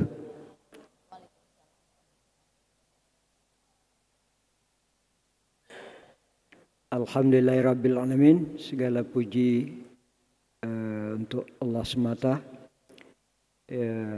atas diberikannya kita semua kesehatan bisa berjumpa pada hari ini.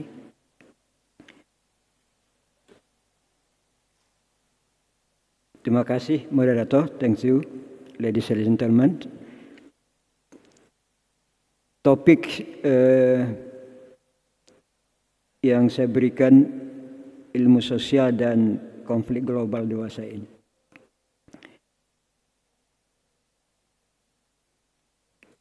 Topik ini dilatar belakangi keresahan sebagai political science, keresahan sebagai seorang political science terhadap kondisi dunia dan konflik global yang muncul pada hari ini.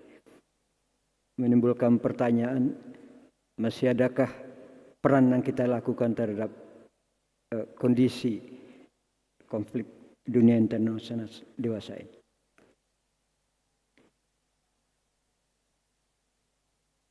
Secara umum, general, secara umum diskusi diskusi tentang peran ilmuwan sosial menyikapi konflik global dewasa ini, dan especially secara khusus diskusi pendekatan mendiskusikan pemikiran pendekatan ilmu politik post behavioral sebagai rujukan. Masih adakah landasan untuk dari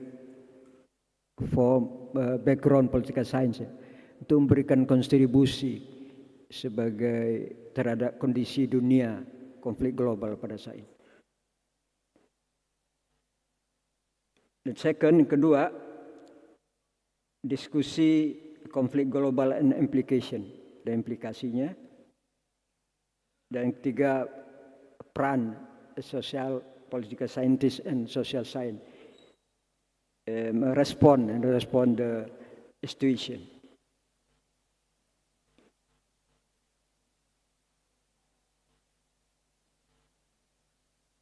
Landasan ada satu ciri politika science yang disebut dengan post behavioralism.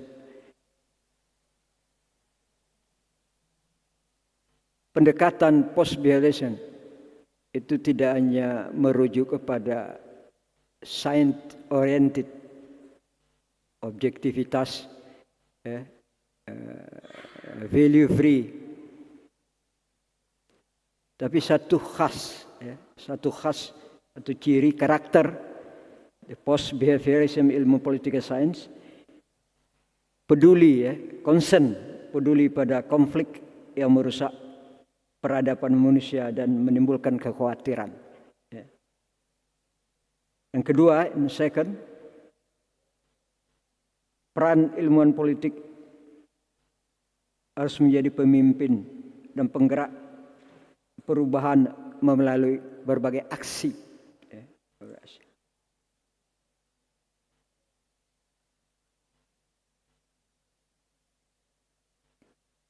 Konflik global konflik today pada hari ini karakteristiknya perang, war, perang. Rusia, Palestina, Israel, Rusia, Ukraina, India, Pakistan, Iran, Israel, dan Amerika, Iran, dan terakhir Thailand, Kamboja. Kedua dan second, bentuk karakteristik war, saling ancam, perang nuklir antara Amerika Serikat, Rusia, dan China, saling ancam. And third, ketiga, rencana Israel yang hendak mencaplok Palestina dan international response dan implikasinya kekhawatiran masyarakat internasional akan masa depan,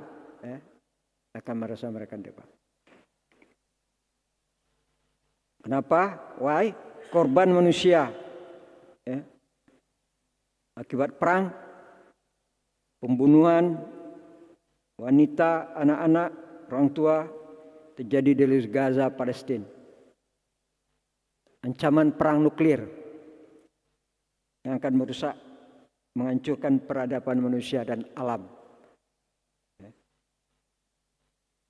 Nah, implikasi lainnya adalah lahirlah gerakan sosial global, social movement, mendukung kemerdekaan Palestina dan gerakan sosial anti perang nuklir.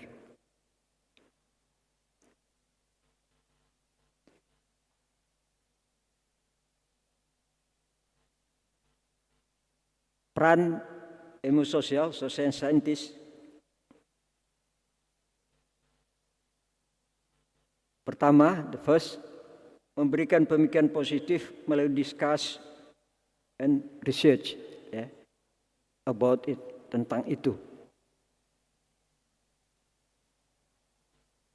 Motor penggerak social movement, gerakan sosial. Ketiga, memberikan dukungan pada gerakan sosial global yang membela hak asasi manusia di Palestina dan gerakan masyarakat global anti perang nuklir. Demikian. Thank you for attention. Terima kasih moderator. Assalamualaikum warahmatullahi wabarakatuh. Thank you, Dr. Asran Jalal, for your valuable analysis and thought-provoking insight into the role of social scientists in navigating today's turbulent world. Our final invited speakers for this session will take us into the realm of Asian politics and international relations. Dr. Hatis Selik is an associate professor at the Social Science University of Ankara, SSUA, where she serves as the head of the Department of Asian Studies and Vice Director of the Institute for Area Studies. She holds a PhD from Middle East Technical University, or METU, and specializes in foreign policy, international relations, and security in Asian countries. Her research also covers the politics of the Korean Peninsula and the ASEAN region. Please join me in welcoming Dr. Hatis Selik.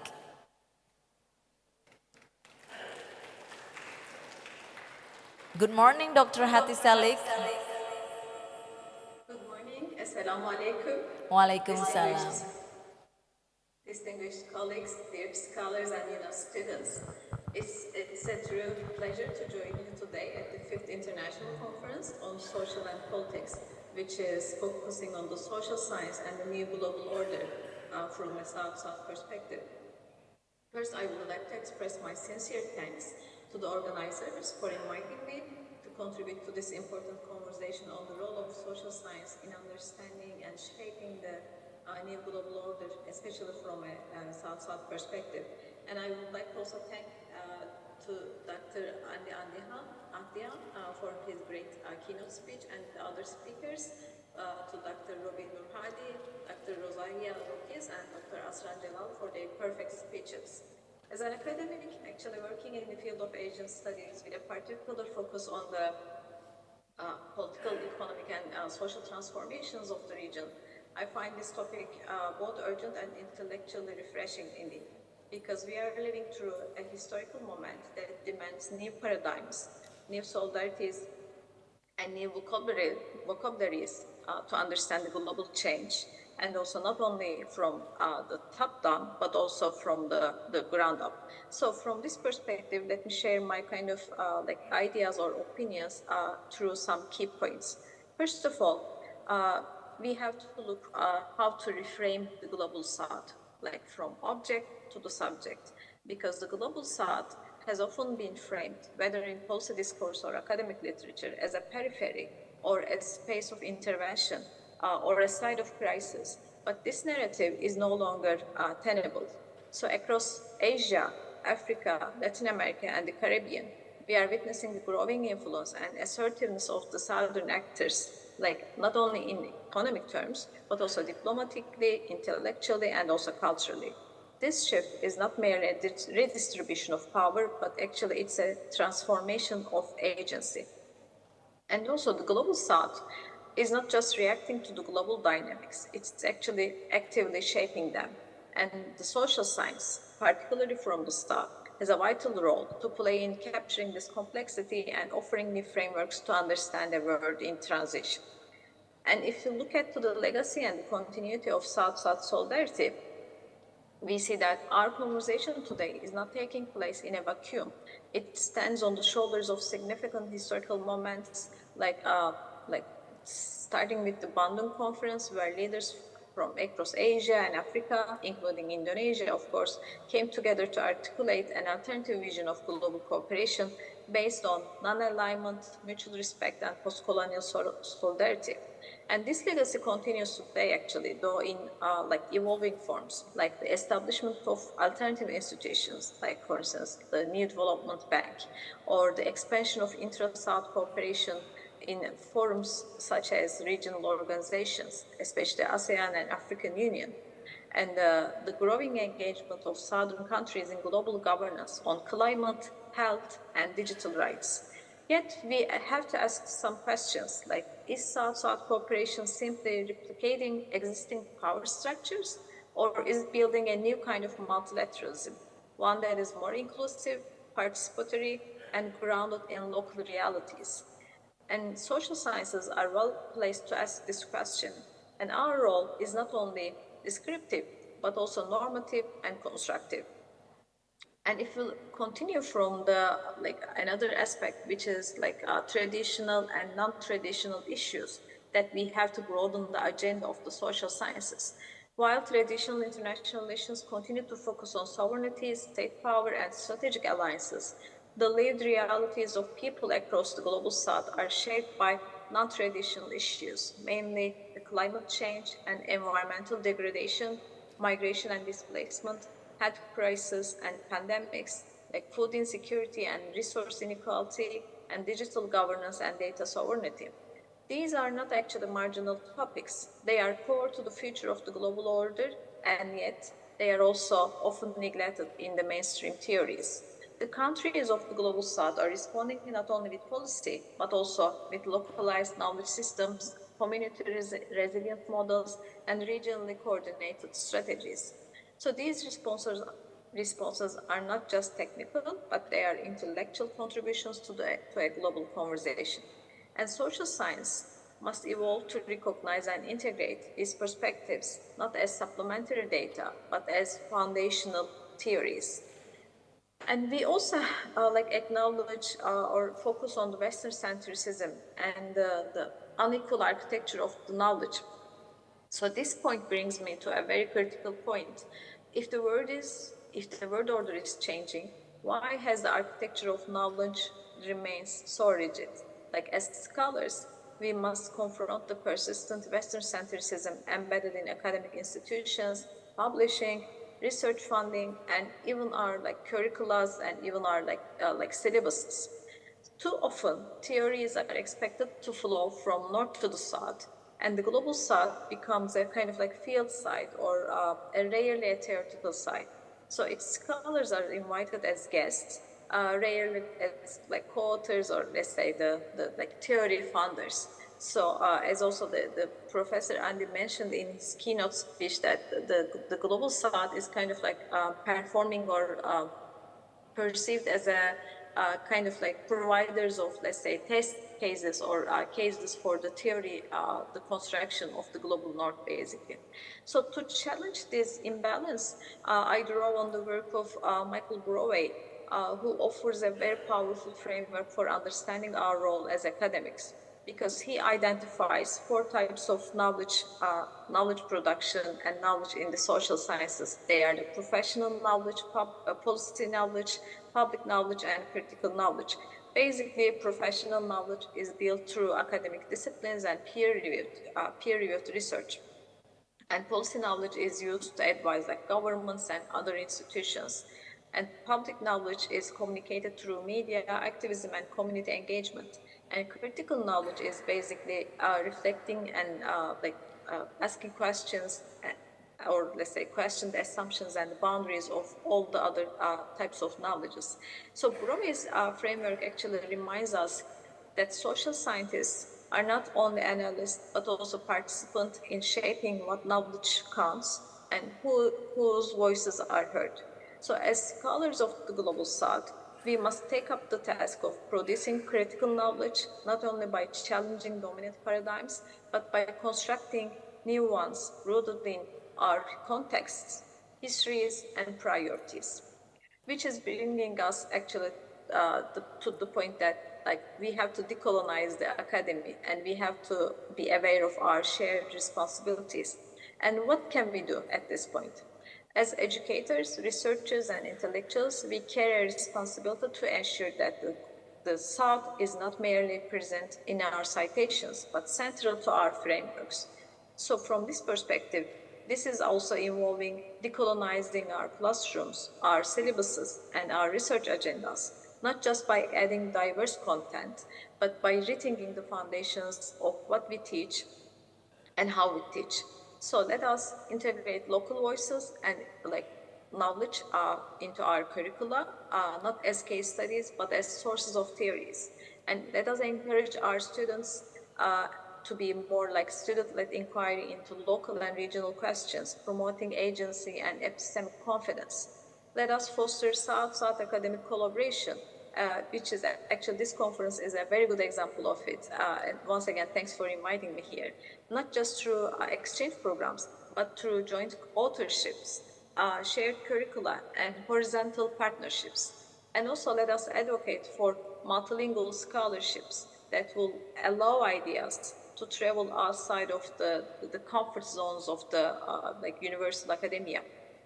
And we must resist the temptation to mirror existing northern models, actually, because the global south has the intellectual resources, traditions, and creativity to propose new pedagogies, new theories, and new solidarities. And we have to like move towards a more inclusive global order, because as we look towards the future, the promise of the global south lies not only in its economic or geopolitical rise, but in its capacity to reimagine global governance, reshape knowledge production, and restore dignity to previously silent voices. We have the opportunity, and we have the opportunity to think and act beyond traditional power structures and to embrace a vision of the world that is multipolar, multivocal, and mutually accountable. So let me end with this reflection. We as social scientists are not mere observers of the new global order. We are co-authors because we teach the theories, the theories we teach, the stories we tell, the data we choose to highlight, all shape how the world is imagined and how it is governed actually. So let us use our positions not to reproduce hierarchies, but to challenge them, not to translate southern realities into the northern frameworks, but to theorize the world from the south itself. So in this time of like complexity and opportunity, let us ensure that the global south is not just a place, but it's a perspective and one that speaks, thinks, and lives. Thank you very much.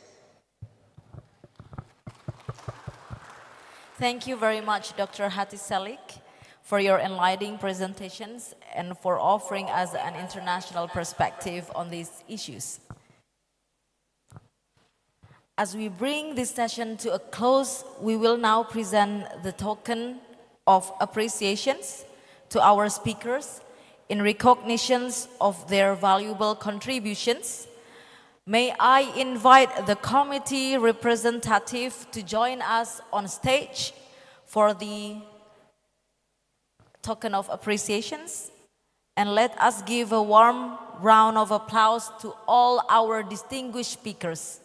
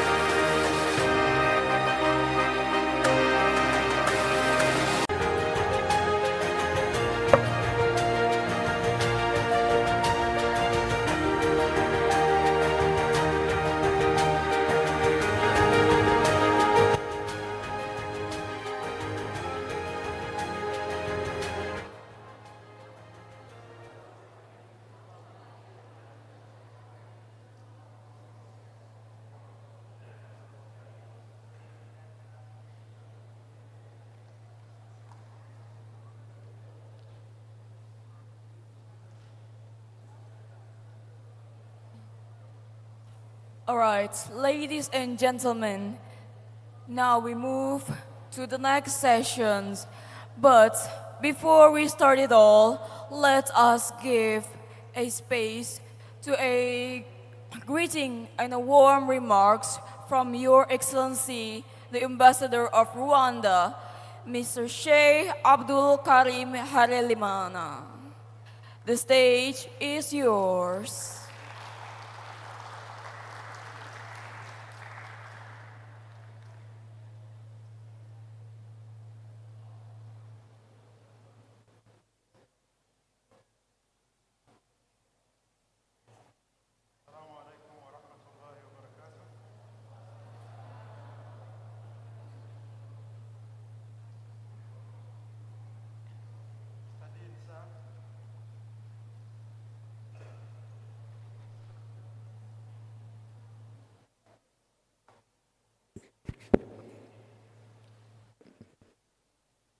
Mr. Dean, sir, fellow lecturers, I say fellow lecturers because I have the background of a teacher at university,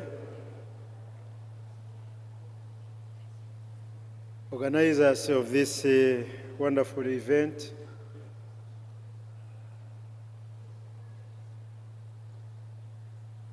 students, international students here present. I take this opportunity to thank you for the invitation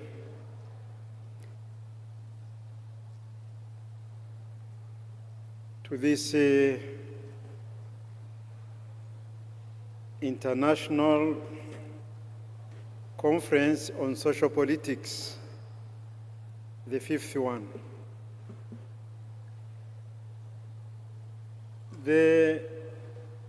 Today's theme is very important, especially when we talk about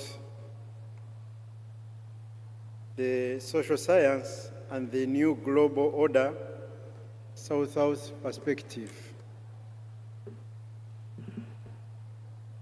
We saw it right before the independence of many countries in the global South. There was an imbalance in matters of the economy, in matters of science, and in matters of social fabric. And that is why our forefathers took it as a serious matter and they called themselves and gathered in Bandung. That was in 1955, which is today's my exact age.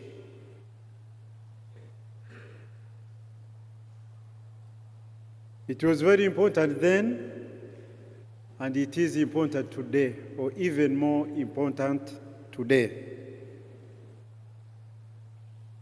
The imbalance is still there,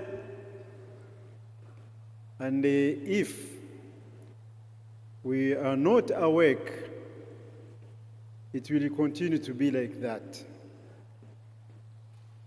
First of all, look at the global South size. It is bigger than the global North. Look in terms of resources, it might be more than 75% of the raw material which is needed in the world today. But who benefits more? Is it us as the South-South, or it is others?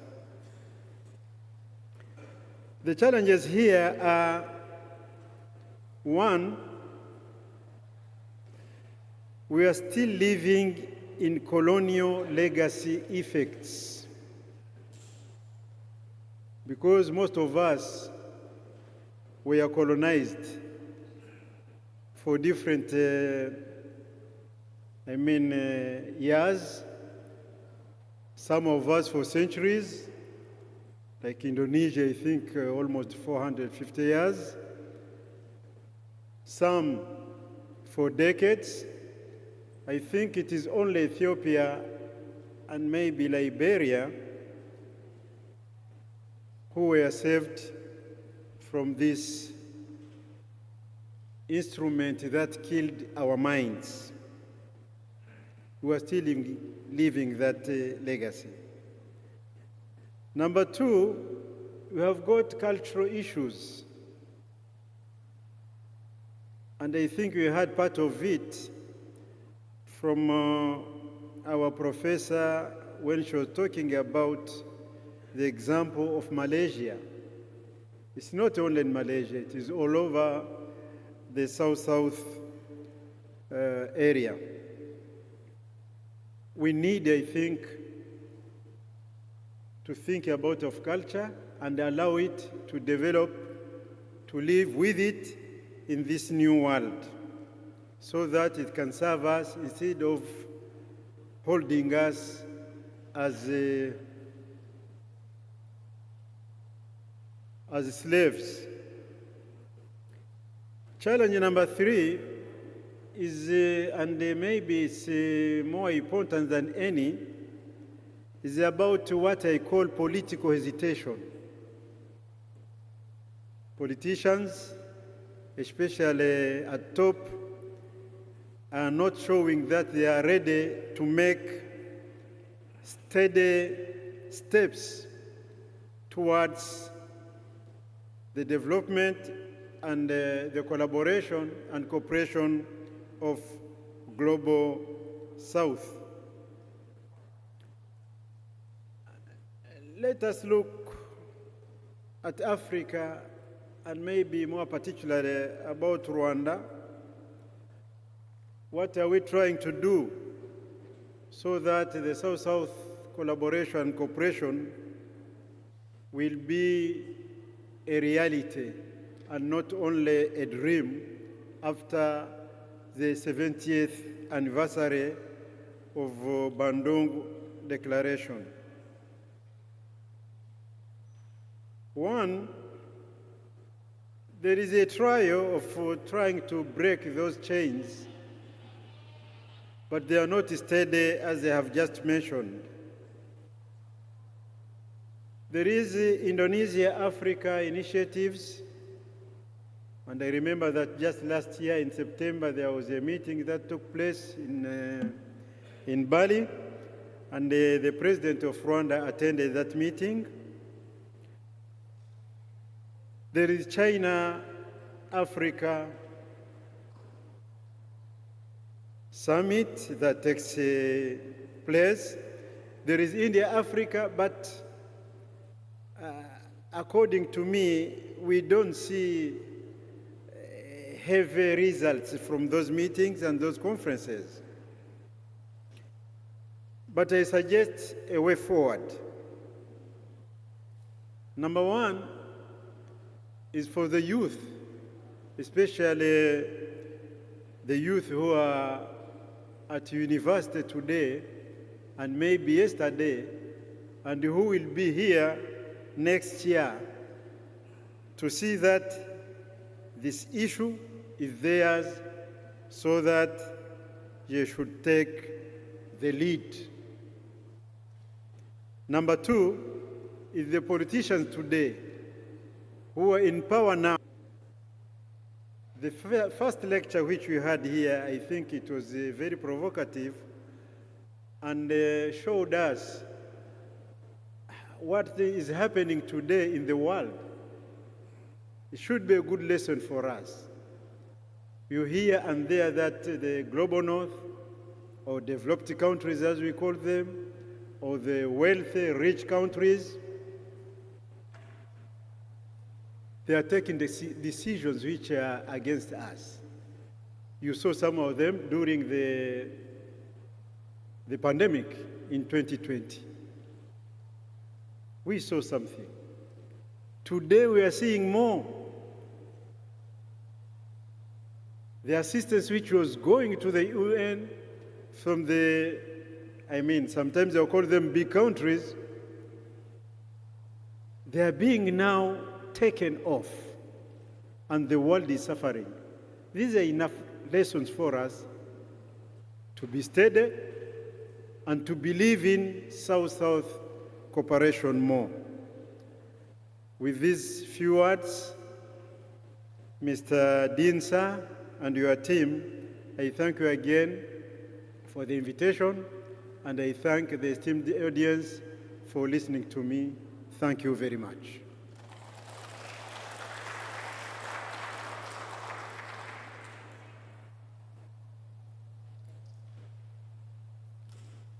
Thank you to His Excellency, Mr. Sheikh Abdul Karim Hadalimana, for his warm greetings. Your words has brought great meanings to all of us in this room. Now, ladies and gentlemen, following the break, we will have 2 parallel sessions from 1:30 to 3:30 with a brief intermissions in between. The day's formal sessions will conclude with the end of session and a high tea session from 5 to 5 p.m. I thank you all. We thank you all for your kind attention, and I hope you have a productive and enriching conference ahead. Now, to all the presenters, the distinguished guests, you may have your lunch in the VIP room at your right side, and to all of the audience, all the respectful students, you may have your lunch at the registration table at the front of the gates. Now, we wish you a special day and a great week ahead. Thank you.